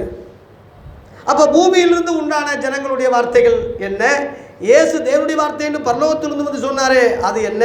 இந்த ரெண்டுக்குள்ள வித்தியாசத்தை மக்கள் அறியணும். யோவான் 3 அதிகாரம், யோவான் 3 அதிகாரத்தில் 31 படிங்க. உன்னதத்திலிருந்து வருகிறவர் எல்லாரிலும், குறிச்சிக்குங்க, எல்லாரிலும்னா நான் சொன்ன தலைவர்கள் எல்லாரிலும், பழைய ஏற்பாட்டில் உள்ள எல்லாரிலும். பழைய ஏற்பாட்டில் நிறைய தத்துவங்கள் இருக்குது, வசனம் இருக்குது. எல்லாரிலும் மேலிருந்து வர்ற இயேசு யாரு? மேலானவர். நீ மேலானவரை விட்டுட்டு கீழானவரையே போய்கிட்டு இருந்தா அப்புறம் படிங்க அதே வசனத்தை, அதே திரும்ப படிங்க, கண்டினியூ.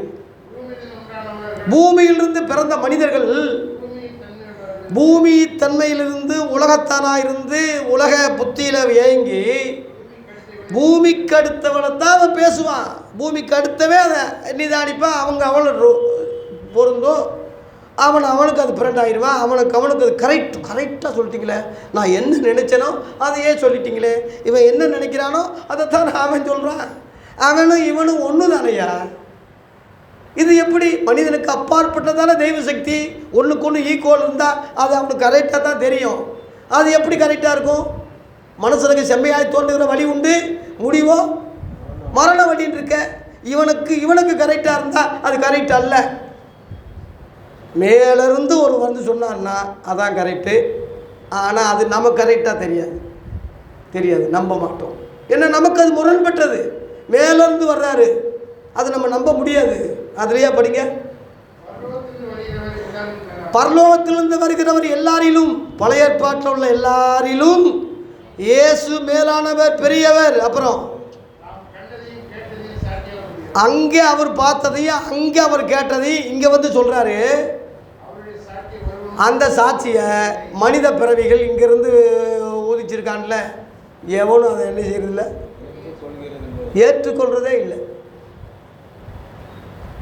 ஏற்றுக்கொள்ளாமல் போனவன் உலகத்தான் அவிசுவாசி. கொள்ளுகிறவர்கள் எத்தனை பேரோ அத்தனை பேரும் தேவனுடைய பிள்ளைகளாகும்படி அதிகாரம் கொடுத்தார். அல்லேலூயா. அதனால் மனிதன் ஒத்து போகிறத நீங்கள் விரும்பாதீங்க. நல்லா தான் தெரியும், அதில் நீங்கள் ரசிக்கப்பட முடியாது. இயேசுவின் வார்த்தைகள் ஜீவனும் கருக்குள்ள இருபுறம் கருக்குள்ள பட்டயம், வாயிலிருந்து இருபுறம் கருக்குள்ள பட்டயம் வந்ததாக வெளிப்படுத்துகிற விசேஷத்தில் 1:16 இருக்குது. ரெண்டு பக்கம் வெட்டும். அப்படின்னா அர்த்தம் என்னன்னா, பேசக்கூடியவனையும் வெட்டும், கேட்கக்கூடியவனையும் வெட்டும். உங்கள் உள்ளத்தில் எப்படி குத்துதோ எனக்கும் கர்த்தர் வந்து வெட்டுவார், எனக்கும் குத்தும். திரும்ப நான் போட்டு இதே பிரசங்கத்தை நான் கேட்டால் எனக்கும் குத்தும், நான் திருத்திக்கிறணும், நீங்களும் திருத்துக்கு.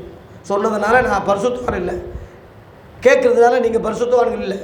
அதன்படி நம்ம 2 பேரும் செய்தால் தான் அந்த பரிசுத்தத்துக்கு வர முடியும். நீங்கள் இப்பொழுதே பரிசுத்தமாக இருக்கீங்கன்னு சொல்லி சீசர்களுக்கு சொன்னார். அந்த சீசர்கள் தான் பின்னாடி கிறிஸ்தவர்களாக மாறினாங்க.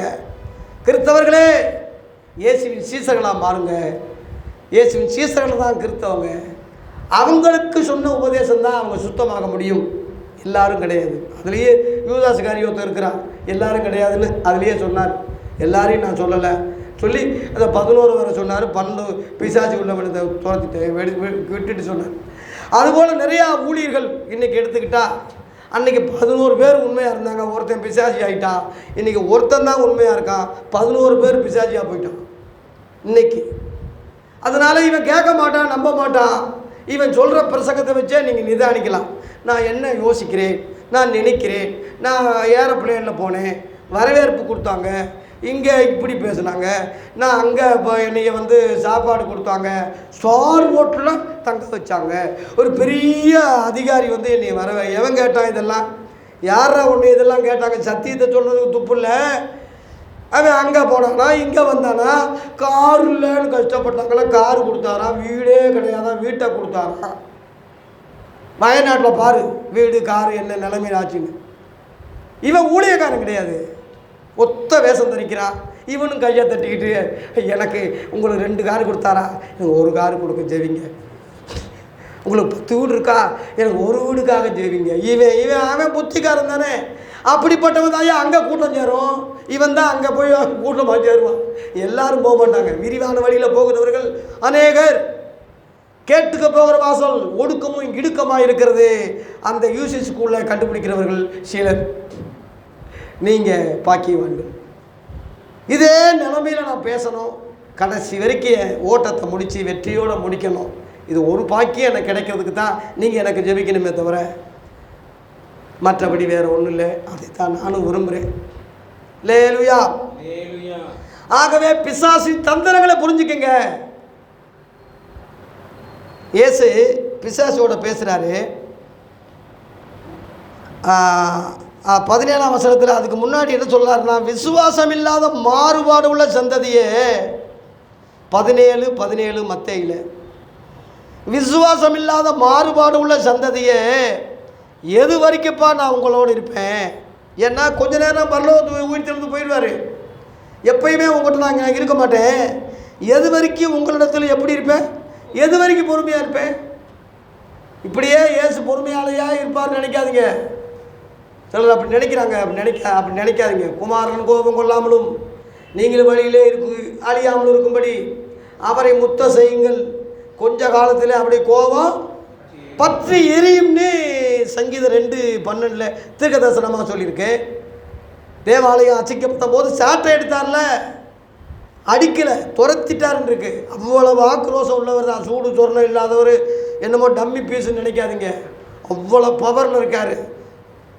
ரட்சிக்க வந்ததுனால,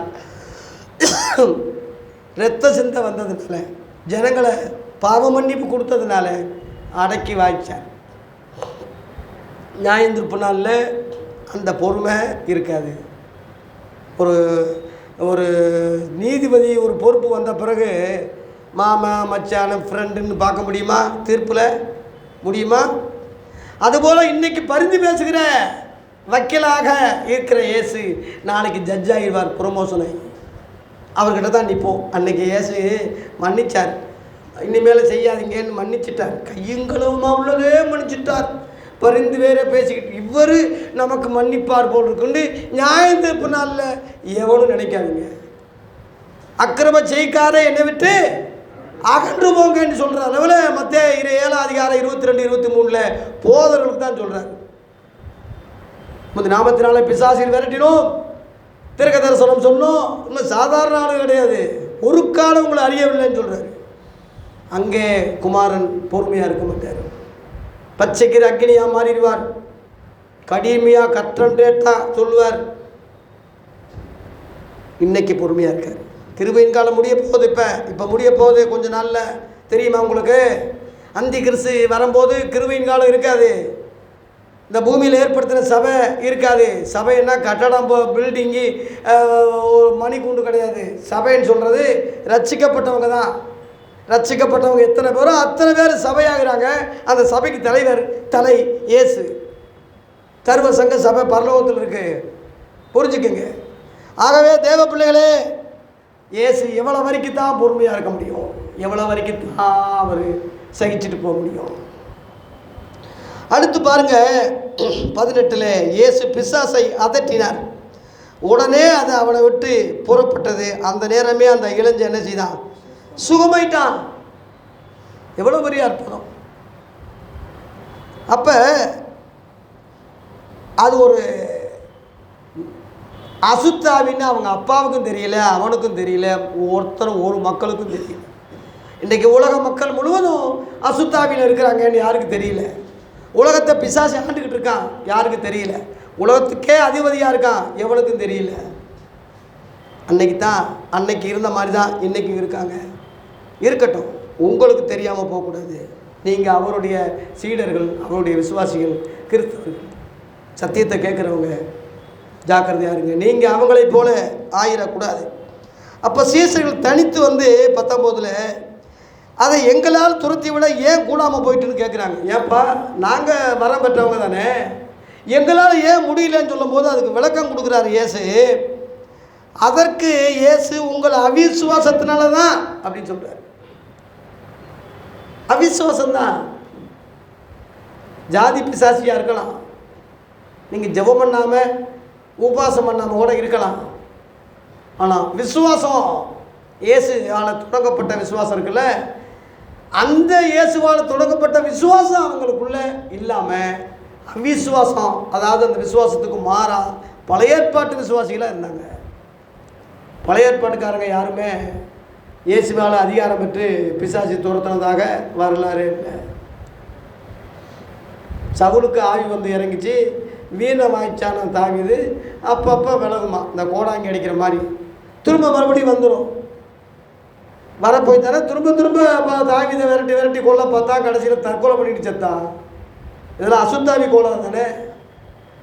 சாத்தா யூதாசுக்குள்ளே புகுந்ததுனால அவன் தற்கொலை பண்ணிட்டு செத்தான். மற்ற 27 அதிகாரத்தில் 4 கொண்டு செத்தான். பிசாசு உள்ளே நுழைஞ்சிட்டா திருடவும் அழிக்கவும் வருகிறான் என்று வேறு ஒன்றுக்கும் வரான். அவன் உள்ளே நுழைஞ்சிட்டா அவனை நரகத்தை கொண்டு அக்கினி கடலுக்கு அவனோட சேர்ந்து போகிறதுக்கு தான் பிசாசு விரும்புவான். ஆனால் நல்ல வேளை இந்த அப்பா இயேசுக்கிட்ட வந்துட்டான். முழங்கால் படிக்கிட்டு ஆண்டவரே எங்கள் மகன். இயேசுக்கிட்ட வர்றவங்க யாரும் வெக்கப்பட்டு போனதில்லை. உங்கள் டாக்டர் இருக்கார், அங்கே தெரிஞ்ச வைத்தியம் இருக்கார், போ. ஆனால் அதை விட அதுக்கு மேலே இயேசு வைப்பார். இயேசுக்கிட்ட முழங்கால் படிக்கிட்டு அவரை தேடிப்போ. அவரை தேடி போகிறேன்னு சொல்லி ஒரு ஊழியக்காரன் தேடி போவார். அவன் எப்படி இருப்பான்னு உனக்கு என்ன தெரியும்? நீ முழங்கால் படிக்கிட்டு ஜெபம் பண்ணு, உருக்கமாக ஜெபம் பண்ணு. வருத்தப்பட்டு பாரம் சுமப்பவர்களே, நீங்கள் எல்லாரும் ஊழியக்காரங்க மூலமாக வாங்கன்னு சொல்லலை இயேசு. என்னிடத்தில் வாருங்க, என்கிட்ட நேரடியாக வாங்க, என்னிடத்தில் வருகிறவன் நான் புறம்பே தள்ளுவதில்லைன்னு சொல்கிறாரு. அதனால் சீசர்கிட்ட போய் ஏமாற்றம் அடைஞ்ச தகப்பன் இயேசுகிட்ட வெற்றி பெற்றான், விடுதலையானா. லேலுயா. ஊழியக்காரங்களை தயவு செய்து தேடாதீங்க, நாடாதீங்க. அவன் பாடு உள்ள மனசே பார்ப்போம். அது என்னை மாதிரி ஓப்பனாக எவ்வளவு சொல்ல மாட்டான்.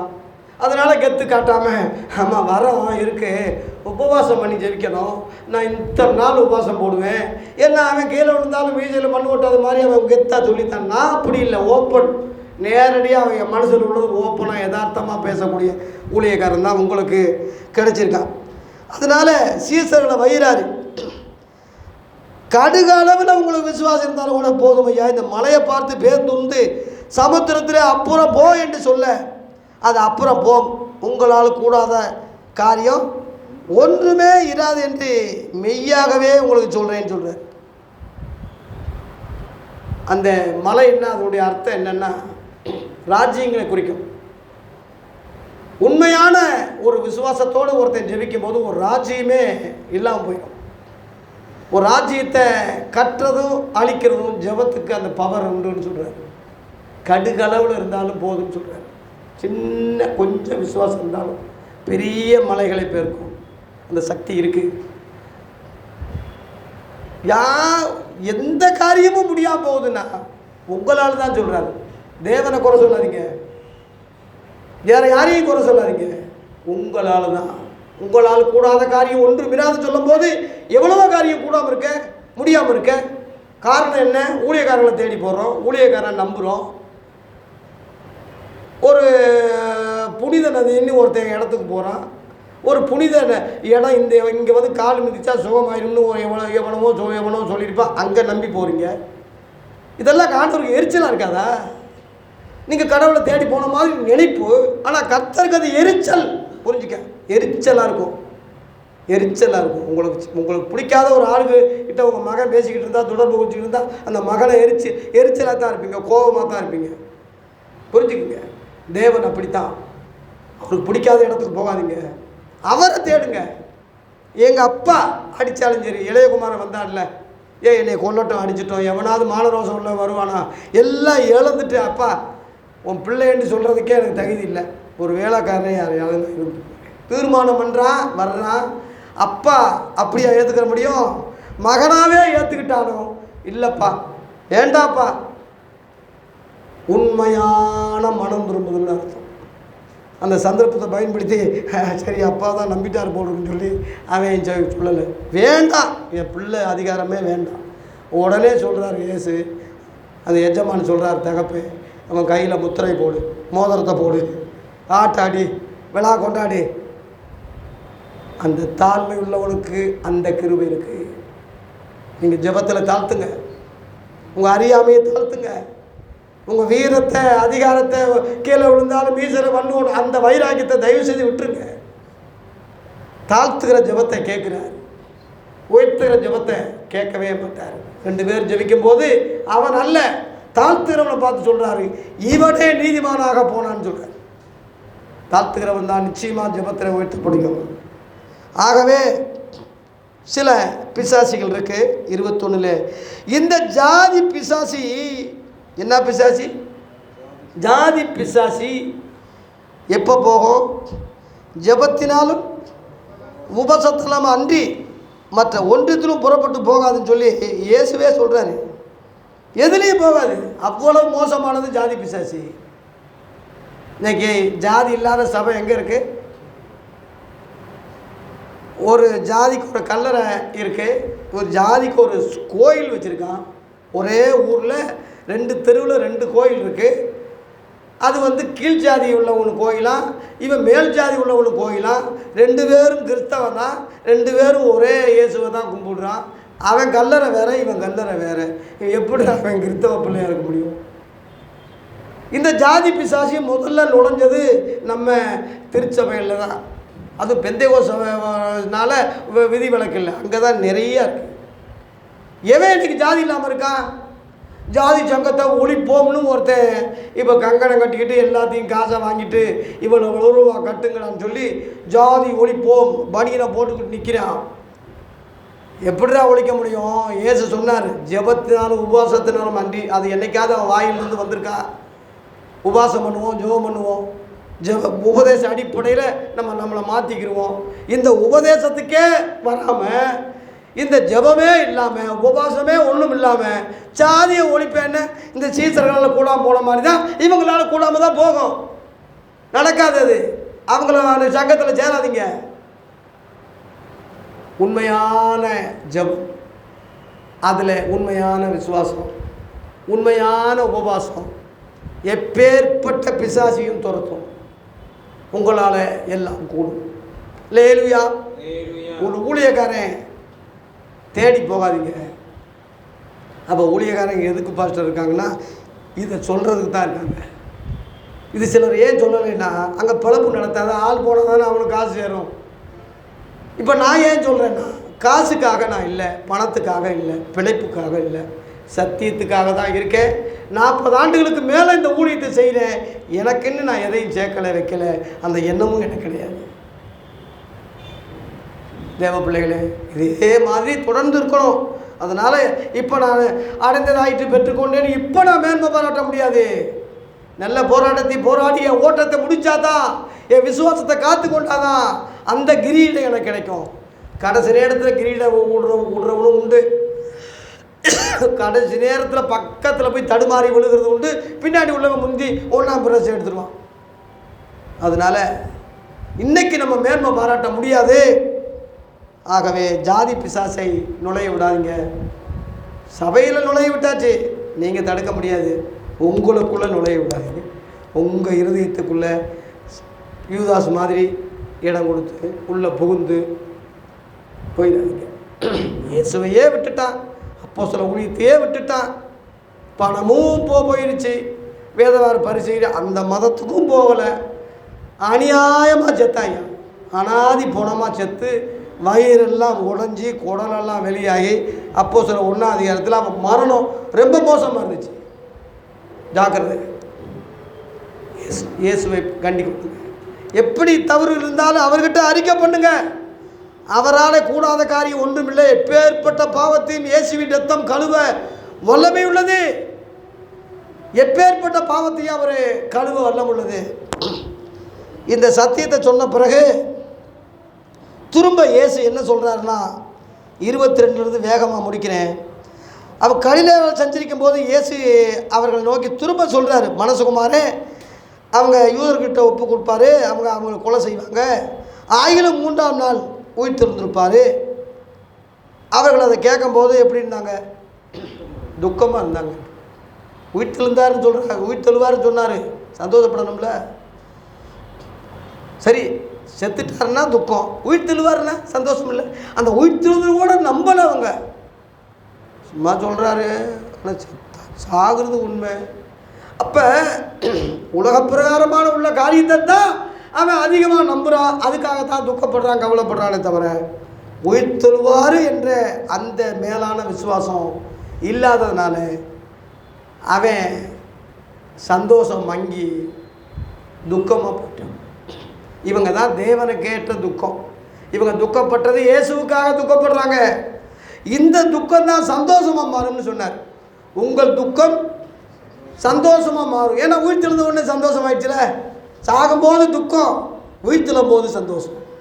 உங்கள் துக்கம் சந்தோஷமாக மாறும். இதே கருத்து தான் யோவான் 16:20 போட்டிருக்கு. இதே கருத்து தான். ஏன்னா பிள்ளை ஒரு தாய் பிறக்கும்போது கர்ப்ப வேதனைப்பட்டு அலறான். குழந்தை பெற்ற போது அப்பொழுது உபத்திரவத்தை நினையான். அதுபோல் இப்போ நீங்கள் துக்கமாக இருக்கீங்க, திரும்ப உங்களை காண்பேன், அப்பொழுது உங்கள் துக்கம், அந்த வசனம் அப்படி தான் போட்டு திரும்ப காண்பேன்னா உயிர்த்தெழுந்த பிறகு சீசர்களை தேடி போய் தரிசனம் கொடுத்தார்ல, எல்லாரையும் பார்த்தார்ல. 40 நாள் திரும்ப தரிசனம் கொடுத்து எல்லாரும் கண்களும் காண தான் பரலோகத்துக்கு போனார். அப்போ அவங்க எல்லாரும் துக்கப்பட்டாங்களா? உங்கள் துக்கம் சந்தோஷமாக மாறினது என்பது 3 நாளில் நிறைவேறிச்சு. இயேசு இறந்த 3 நாளில். அதனால் தேவ பிள்ளைகளை இன்றைக்குள்ள ஊழியக்காரே பெரிய வசனமாக போட்டு உங்கள் துக்கம் சந்தோஷமாக மாறும்னு யோவான் 16:20 கொட்டைகளை போட்டு இந்த வசனத்தை பேசுகிறான். வர்றவங்க முழுவதும் எந்த துக்கத்தில் வர்றாங்க? இயேசுக்காக வர்றாங்களா? இயேசுக்காக துக்கப்படுறாங்களா? அந்த துக்கம் என்ன? இவ்வளோ கடன் ஆயிடுச்சு, இவ்வளோ இது இருக்குது, இந்த டைவர்ஸ் ஆயிடுச்சு, கோர்ட்டு கேஸுன்னு ஆயிடுச்சு, இவ்வளோ பணம் வரையும் போயிடுச்சு, இத்தனை பேர் என்னை ஏமாற்றிட்டான். இன்னொருத்தன் மனைவிக்காக துக்கப்படுறவே உண்டு.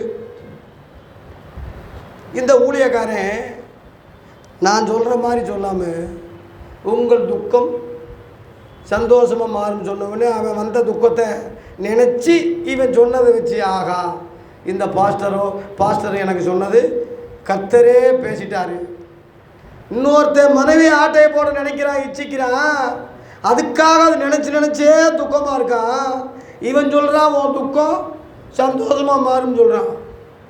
துக்கத்தில் 2 விதமான துக்கம் இருக்குது, அதை படிங்க. 2 கொரிந்தியர் 7:10 2 துக்கம் இருக்குது, புரிஞ்சுக்கங்க. உங்களுக்கு இருக்கிற துக்கம் எது? உலக மக்களுக்கு உள்ள துக்கம் எது? உங்களுக்குள்ள துக்கம் எதுவாக இருக்கணும், எதுவாக இருக்கக்கூடாது? படிங்க. பவுல் சொல்றான், தேவனுக்கேற்ற துக்கம் பின்பு மனஸ்தாபப்படுகிறதுக்கு இடமில்லாமல் ரட்சிப்புக்கு ஏதுவான மனம் திரும்புதலை உண்டாக்குகிறது. லௌகிக துக்கமோ, கவனிங்க, லௌகிக துக்கமோ மரணத்தை உண்டாக்கும். ரெண்டு துக்கம் இருக்கு, புரிஞ்சுக்கிங்க. லௌகிகம்னா உலக துக்கம். உலக துக்கம் மரணத்தில் போய் முடிஞ்சிடும். தேவனுக்கேற்ற துக்கம் தான் ரட்சிப்பாகி முடியும். இன்னைக்கு லட்சக்கணக்கான கூட்டம் துக்கம் சந்தோஷமாக மாறும்னு கேட்க வர்றானே, லௌகிக துக்கத்தில் வர்றானா தேவனுக்கேற்ற துக்கத்தில் வர்றானா? நீங்களே சொல்லுங்க. லௌகிக துக்கத்தில் தானே, உலக துக்கத்தில் தானே வர்றான். அவனுக்கு நீ விலக்கி சொல்றதுக்கு துப்பு இல்லாமல், என் மகன் ரட்சிக்கப்படலையே, துக்கப்படு, அது தேவனுக்கேற்ற துக்கம். இன்னும் அவன் மனம் திரும்பலையே, இன்னும் ரட்சிக்கப்படலையே, பின்வாங்கிட்டானே, 5 பேர் எனக்கு உண்டு, அவங்களும் இந்த பாதாளத்துக்கு வரக்கூடாதுன்னு ஒருத்தன் பாதாளத்திலிருந்து துக்கப்பட்டானே ஐஸ்வர்யவான், அப்படி துக்கப்படு. அதுக்கு பேர் தேவனுக்கேற்ற துக்கம். அதுக்கு பின்னாடி இப்படி துக்கப்பட்டுட்டோமேன்னு மனசாப்பட மாட்டான், ரட்சிப்பாக முடிஞ்சிடும், போட்டிருக்கு. ஆனால் லௌகிக துக்கம் என்பது உலக துக்கம், நிச்சயமாக சந்தோஷமாக மாறாது. எங்கே போய் முடியும்? மரணத்தில் முடியும். வசனம் இருக்குது. நிருபங்கள் பக்கம் எவனாவது வந்து இது படித்தா தானே விளக்க போகுது. நீ இதுவே தொடரதே இல்லைல்ல, வர்றதே இல்லைல்ல.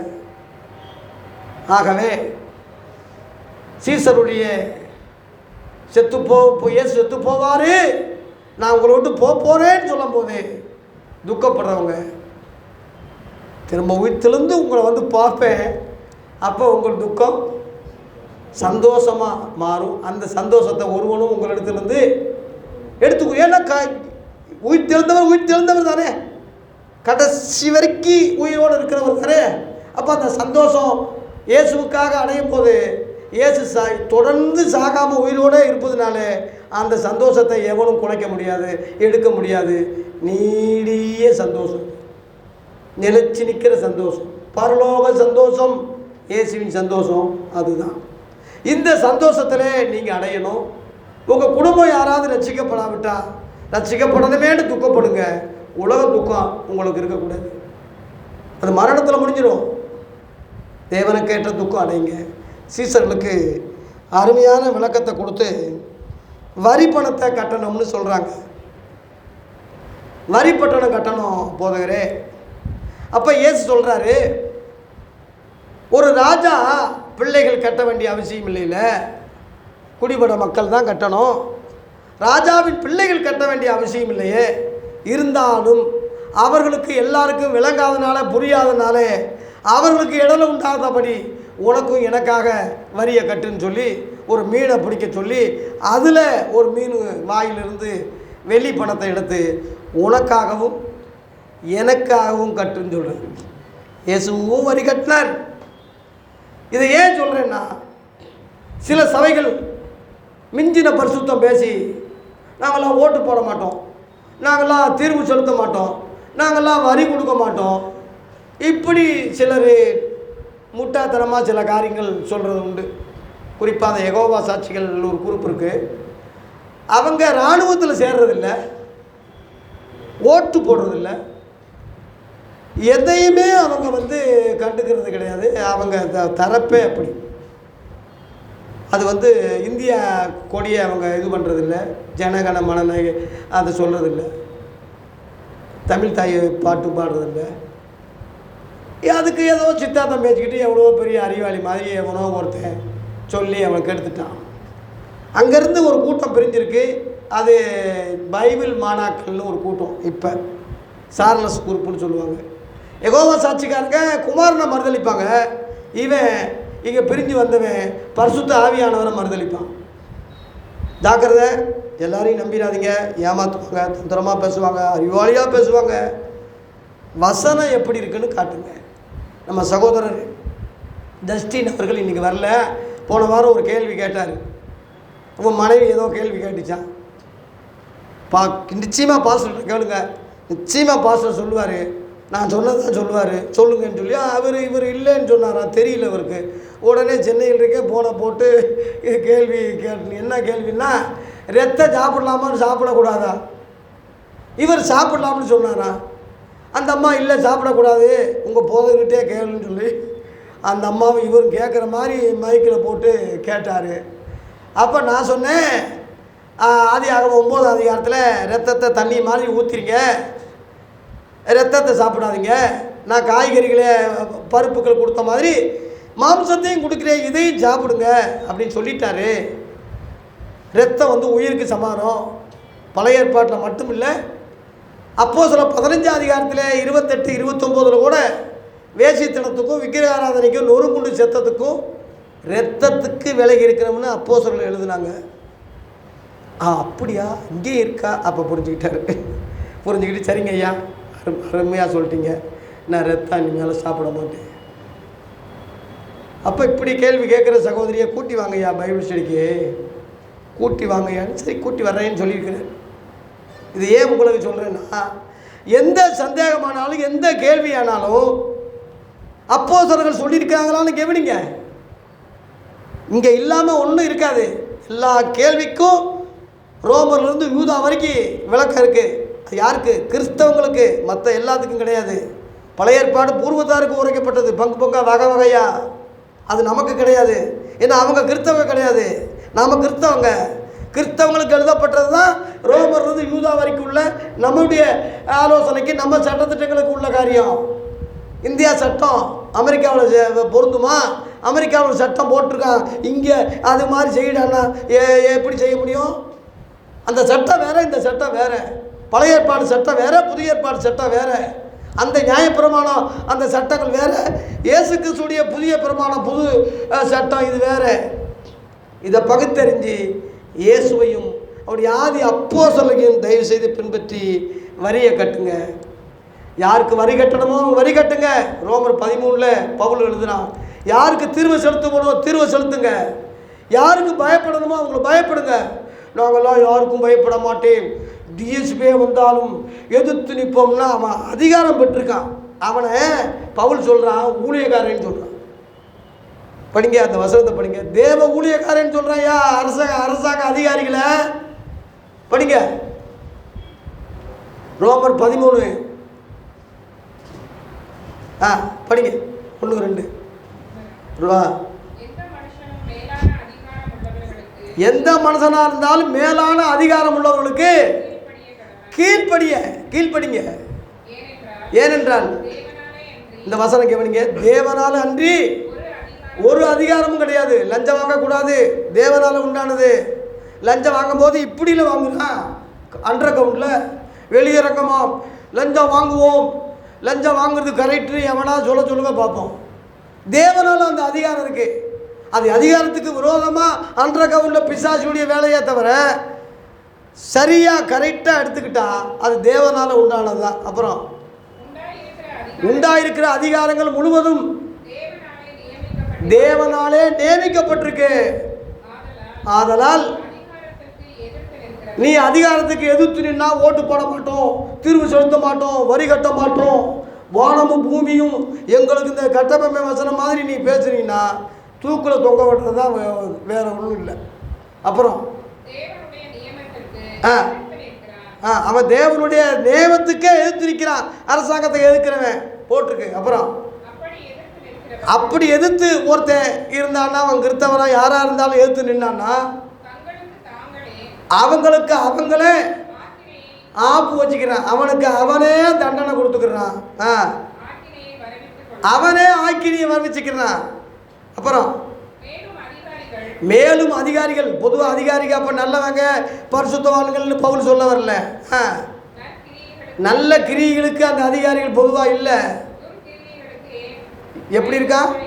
துர்க்கிரிகளுக்கே அதிகாரமாக இருக்கான்.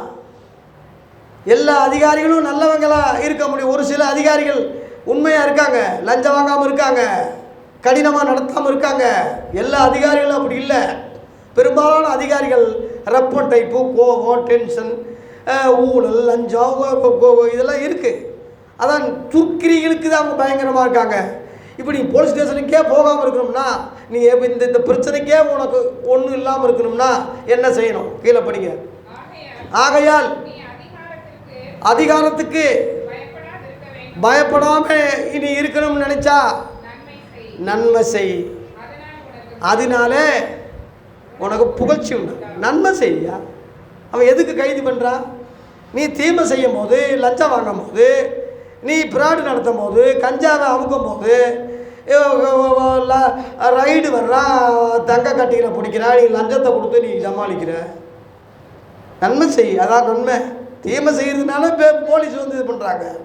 ஆனால் நன்மை செய்து தீமை செய்து பாடு அனுப்பியதிலும் நன்மை செய்து பாடு அனுப்பது மேன்மைன்னு இருக்குது. இயேசுவுக்காக ஜெயிலுக்கு போகிறது உண்டு, நான் அப்படி போயிருக்கேன். சத்தியத்துக்காக அடி வாங்கிறது உண்டு, உண்மை நேர்மைக்காக சிறைச்சாலைக்கு நான் அப்படி 3 தடவை ஜெயிலுக்கு போயிருக்கேன். எந்த தப்பும் செய்யலை. சத்தியத்துக்காக, உபதேசத்துக்காக, நேர்மைக்காக தான். யோவான் சாணகன் கைது செய்யப்பட்டு வெட்டப்பட்டு கொலையாக நடந்துருச்சே, சத்தியத்துக்கு தானே, உபதேசத்துக்கு தானே. அந்த மாதிரி பாடுகள் வேறு. ஆனால் அநியாயம் செஞ்சுக்கிட்டு, அக்கிரமம் செஞ்சுக்கிட்டு நான் கர்த்தருக்காக ஜெயிக்கிறேன், இயேசுக்காக ஜெயிலுக்கு போகிறேன்னா இது என்ன நியாயம் இருக்குது? அதனால் நான் சொல்ல வர்ற உண்மை என்னன்னா, கீழே படிங்க.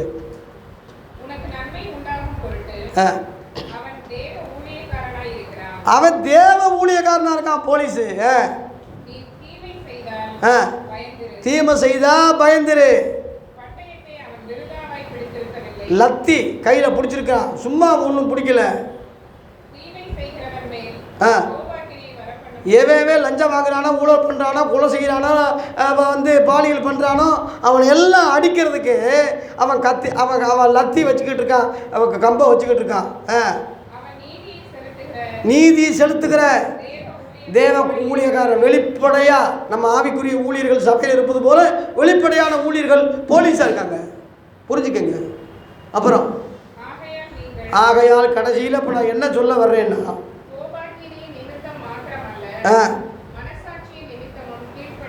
உங்கள் மனச்சாட்சிக்கு நேர்மையாக சட்டத்துக்கு இப்போ நான் 40 ஆண்டு ஊழியம் செஞ்சுருக்கேன்.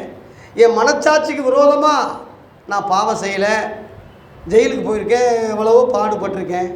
அரசாங்கத்துக்கு விரோதமாக நான் பாவம் செய்யலை, சட்டத்துக்கு மாறாக நான் எதையும் செய்யலை, சட்டத்துக்கு எதிர்த்து நான் போரிடலை. போலீஸுக்காரங்க கூப்பிட்டா போகிறேன், கைது பண்ணுங்க, ஜெரசேரில் வைக்கிறேன், வைங்க, எதிர்த்து நிற்கலை. அந்த போலீஸுக்காரன் மேலேயே கேஸை போடுங்கன்னு ஒருத்தன் சொன்னான். மெய்யான ஜோதி 2001 நான் கைது செய்யப்படும் போது விஜயபாஸ்கரன் இன்ஸ்பெக்டர், அவர் மேலே ஐயா ஒரு தப்பும் இல்லாமல் இவனை கைது பண்ணிட்டாங்க, என்ன செய்கிறதுன்னா அந்த மான நஷ்டீடு வழக்கு போடுங்க, அவங்க வேலை இல்லாமல் ஆக்குவோம், உங்களுக்கு ஒரு 10 லட்சத்தை வாங்கி கொடுப்போம். அப்போ அவருக்கு வேலை இல்லாமல் போகிறது, அவரும் ஒரு கடவுளுக்காக ஏதோ மத வைராக்கியத்தில் செஞ்சுருக்காருன்னா சரி, அது எனக்கு ஆண்டவர் கொடுத்த பாக்கியமாக நினச்சிக்கிறேன். அதுக்காக பழிக்கு பழி வாங்க, அவரை வேலை இல்லாமல் போக எனக்கு 10 லட்சம் கிடைக்குது, இப்படியா வேண்டாம்னு விட்டாச்சு. நான் அதுக்கு சாட்சி விட்டுட்டேன். பலார்னு ஒருத்தன் அறிஞ்சா எங்கள் ஊரில் இயேசுவை சொல்லி எங்கள் ஜனங்களெல்லாம் கெடுத்து கிறிஸ்தவெல்லாம் மாற்றிக்கிட்டு இருக்கீங்கன்னு பலார்னு அறிஞ்சான். கொஞ்சம் சங்கடமாக இருந்தாலும் பஞ்சாயத்தில் சொல்லலை, ஸ்டேஷன்லேயும் போய் ரிப்போர்ட் கொடுக்கல. கடைசியில் கண் கலங்கி என்னை கூப்பிட்டு ஜெபம் பண்ணுங்கன்னு சொல்லிட்டு செத்தான். அவன் பிள்ளைகள் முழுவதும் இன்றைக்கி விசுவாசிகளாக இருக்காங்க. இப்போ விசுவாசிகளாக இருக்காங்க. அதனால் நம்ம நன்மை செய்தால் நன்மை தான் கிடைக்கும். அதனால் என்ன சொல்ல வர்றேன், கீழே படிங்க, அது கீழே படிங்க. இதற்காகவே வரியும் கொடுக்கிறீர்கள். 3 தடவை அரசாங்க அதிகாரிகளை ஊழியக்காரன்னே இருக்கும். அப்புறம் ஆகையால் யாவருக்கும் செலுத்த வேண்டிய கடமைகளை கனத்தை செலுத்துங்க. யாருக்கு வரி செலுத்தணுமோ அவனுக்கு வரி செலுத்துங்க. யாருக்கு திரும்ப செலுத்த வேண்டியமோ அவனுக்கு திரும்ப செலுத்துங்க. யாருக்கு எந்த அதிகாரத்துக்கு பயப்படக்கூடிய ஒரு அதிகாரம் இருந்தால் பயப்படுவது அவனுக்கு பயப்படுங்கன்னே இருக்கு. இதுதான் இயேசுவும் தனக்காகவும் வரி கட்டுங்கன்னு சொன்னார். இயேசு சொன்னதில் இவ்வளோ அர்த்தம் இருக்குது. அதனால் பத்திரம் எழுதுறது, வரி கட்டுறது, ஓட்டு போடுறது, இவைகள் முழுவதும் வெளியரங்கமான தேவனுடைய காரியமே தவிர அந்த ஊழியக்காரங்க நம்ம இப்போ பைபிளை தூக்கிட்டு வந்தால் தான் ஊழியக்காரன் இல்லை. அவனும் ஊழியக்காரன். மனைவி பிள்ளைகளை விட்டுட்டு இரவும் பகலும் கம்பை வச்சுக்கிட்டு அனாதியாக ரோட்டில் நின்றுக்கிட்டு இங்கிட்டு போங்க, இங்கிட்டு போங்க, இங்கிட்டு போகாதீங்க, இங்கிட்டு போகாதீங்க. குடிக்க தண்ணி இருக்காது சில போலீஸுக்கு. ஒரு பொணம் செத்துட்டா விடிய விடிய அது காக்கணும். போலீஸுக்காரங்க நிலைமை ரொம்ப கஷ்டம். நான் போலீஸுகளோட நிறையா ஜெயில் சிறை எல்லாம் பார்த்துருக்கேன். ரொம்ப பாவம். ரொம்ப அந்த டென்ஷனில் தான் சில ஆளுங்க மிருகமாக மாறுறாங்க. அவங்களுக்காக ஜெபம் பண்ணுங்க, இறக்கப்படுங்க, தீர்வு செலுத்துங்க. இயேசுவை கைது பண்ணும்போது அவர் எதையும் அவங்கள வகையில் திட்டலை. கைது பண்ணவங்களை எதிர்த்து நிற்கலை. பரத்திலிருந்து உனக்கு வந்தால் ஒழிய ஒரு அதிகாரம் என் மேலே கிடையாதுன்னு சொன்னார். அதனால் எந்த காரியமாக இருந்தாலும் வசன அடிப்படையில் நம்ம நன்மை செய்வோம். நன்மை செய்து பாடு வந்தால் சந்தோஷமாக செய்ப்போம். யாவருக்கு செலுத்த வேண்டிய கணத்தை செலுத்துங்க, தீர்வு செலுத்துங்க. ஆனால் வட்டிக்கு கொடுக்காதீங்க. அப்படி சொல்லலை. கந்து வட்டி கொடுப்பேன், பேசுவே ஆச்சரியம், அப்படி போயிடக்கூடாது. கடன் வாங்காதீங்க, கந்து வட்டி வாங்காதீங்க, லோன் வாங்கி எதையும் செய்யாதீங்க. உங்கள் பிள்ளைகளை கடன்காரனை ஆக்காதீங்க. அன்பின் கடனே எல்லாமே வேறு யாருக்கும் கடன் படாதீங்க. கடன் வாங்கி ஒரு காரியம் சாதிக்கணும்னு அவசியம் இல்லை. இருக்கிறது போதும். இந்த நிலைமையில் நீங்கள் இருந்தீங்கன்னா ஆண்டவர் நிச்சயம் உங்களை ஆசீர்வதிப்பார். இயேசு அந்த கருத்தை தான் சொல்லி கடைசியில் முடித்தார். 27 நான் முடிக்கிறேன். ஆகிலும் நாம் அவர்களுக்கு இடலாகாதபடி. இப்போ கிறிஸ்தவங்க இடலாம் இருக்கக்கூடாது. இப்போ யெகோவா சாட்சி மேலே ரொம்ப பேர் இடலாம் இருக்காங்க. அரசாங்கம் ரொம்ப அவங்கள என்ன இந்தியா தேசத்தில் இருந்துக்கிட்டு இந்தியா சின்னத்தையே அவமானப்படுத்துகிறான், இந்தியா கொடியே அவமானப்படுத்துகிறான், மனதையே சொல்லாமல் இருக்கான்னு சொல்லி அது எவ்வளோ இடலாம் இருக்கு. இவன் சுவிச்சேன்னு சொன்னால் அவன் எப்படி ஏற்றுக்குருவான்? எப்படி ஏற்றுக்குருவான்? இயேசு சொல்கிறார், இடலாயிராதபடி நீ கடலுக்கு போய் தூண்டி போட்டு முதலாவது அகப்படுகிற மீனை பிடிச்சி வாயை திறந்து பார், வெள்ளி பணத்தை காண்பாய். அதை எடுத்து எனக்காகவும், நான் என்ன தேவகுமாரன், எனக்கெல்லாம் ஒன்றும் கிடையாது, நீங்கள் கட்டிக்கிட்டு போங்கன்னு சொல்லலை, எனக்காக கட்டுக்கு. ஏன்னா பூமியில் இருக்கும் வரைக்கும் நான் இந்த மனசுகுமாரனாக இருக்கேன். நான் கிமு கிபி வரலாறு இருக்குது. என் தீர்வு கட்டினா, என் வரி கட்டினா அதில் என் பேர் நசரேயனாகிய இயேசு கிறிஸ்துன்னு சொல்லி போட்டு அதில் இவ்வளோ ரூபா கட்டினாலும் பில் இருக்கும், கணக்கு இருக்கும், பூமியில் ரெக்கார்ட் ஆகும். எவ்வளோ ஞானமாக சொல்கிறாரு பாருங்க. எனக்காகவும் உனக்காகவும் அவரிடத்தில் கொடு என்றார். அதனால் வரி கொடுப்பது, தீர்வு கொடுப்பது, ஓட்டு போடுவது வேதத்துக்கும் புறமானதில்லை. வசன அடிப்படையில் யாவருக்கு செலுத்த வேண்டிய கணம் செலுத்துங்க. கோர்ட்டு காரியம், போலீஸ் ஸ்டேஷன் எல்லாமே வசன அடிப்படையில் தேவனால் நியமிக்கப்பட்டிருக்கு. அன்றைய கவுண்டில் வேணால் பிசாசி கிரியை செய்யலாம். வெளிப்படையாக அப்படி இல்லாட்டினா நாடு சுடுவாடாயிருமே. இன்றைக்கி அடிக்கிற அதிகாரம் போலீஸுக்கு தவிர வேறு யாருக்கும் கொடுக்கல. கம்பெடுத்து அடிக்கிறான்னா யார் அடிக்க முடியும்? அப்படி அடிக்காட்டினா இந்த உலகம் எப்படி திருந்தோம்? எத்தனை குடிகாரங்க, எத்தனை குலகாரங்க, எத்தனை ரவடிக, அவங்க இல்லாட்டினா முடியுமா? முடியுமா? சுட்டுறாங்க சில ஆளுங்க. ரவடி ஓடும்போது என்னை தாக்கிட்டு ஓடும்போது சுட்டுடுறாங்க. என்கவுண்டர். இல்லாட்டினா அடக்க முடியுமா? அதனால் ஒரு சில போலீஸு உண்மையாக இருக்காங்க, நேர்மையாக இருக்காங்க. அதனால் போலீஸ் வேலை முழுவதும் காவல் தூதர்களைப் போல உலக மக்களை பாதுகாப்பதற்காக தேவனால் நியமிக்கப்பட்டிருக்கு. சபை உள்ள ஊழியக்காரன், ஆவிக்குரிய ஊழியக்காரன், போலீஸு மாம்சத்தின் ஊழியக்காரன். ஆனாலும் 2 பேரையும் நம்ம கனம் பண்ணுவோம். ராயனுக்குரிய ராயனுக்கும், தேவனுக்குரியது தேவனுக்கும் செலுத்துங்கன்னு இயேசு தான் சொன்னார். அப்படி உபதேசத்துக்கு மாறா எதையும் செய்யாதீங்க, பேசாதீங்க. எந்த கேள்விக்கும் நிருபங்களில் பதில் உண்டு, சுவிசேஷங்களில் பதில் உண்டு. பழைய ஏற்பாட்டுக்கு போயிடாதீங்க. இந்த 2ஐயும் கடைபிடிச்சு வாழுங்க. லோக்கலில் ஏதாவது பிரச்சனை, ஏதாவது விளங்காட்டுனா என்கிட்ட ஃபோன் பண்ணுங்க. நான் ஏதோ எனக்கு தெரிஞ்சதே நான் சொல்லுவேன். கர்த்தர் நம்மை ஆசீர்வதிப்பாராக. லேட்டாக ஆரம்பித்ததுனால லேட்டாக ஒரு 15 நிமிஷம் லேட்டாக முடிச்சிருக்கேன்.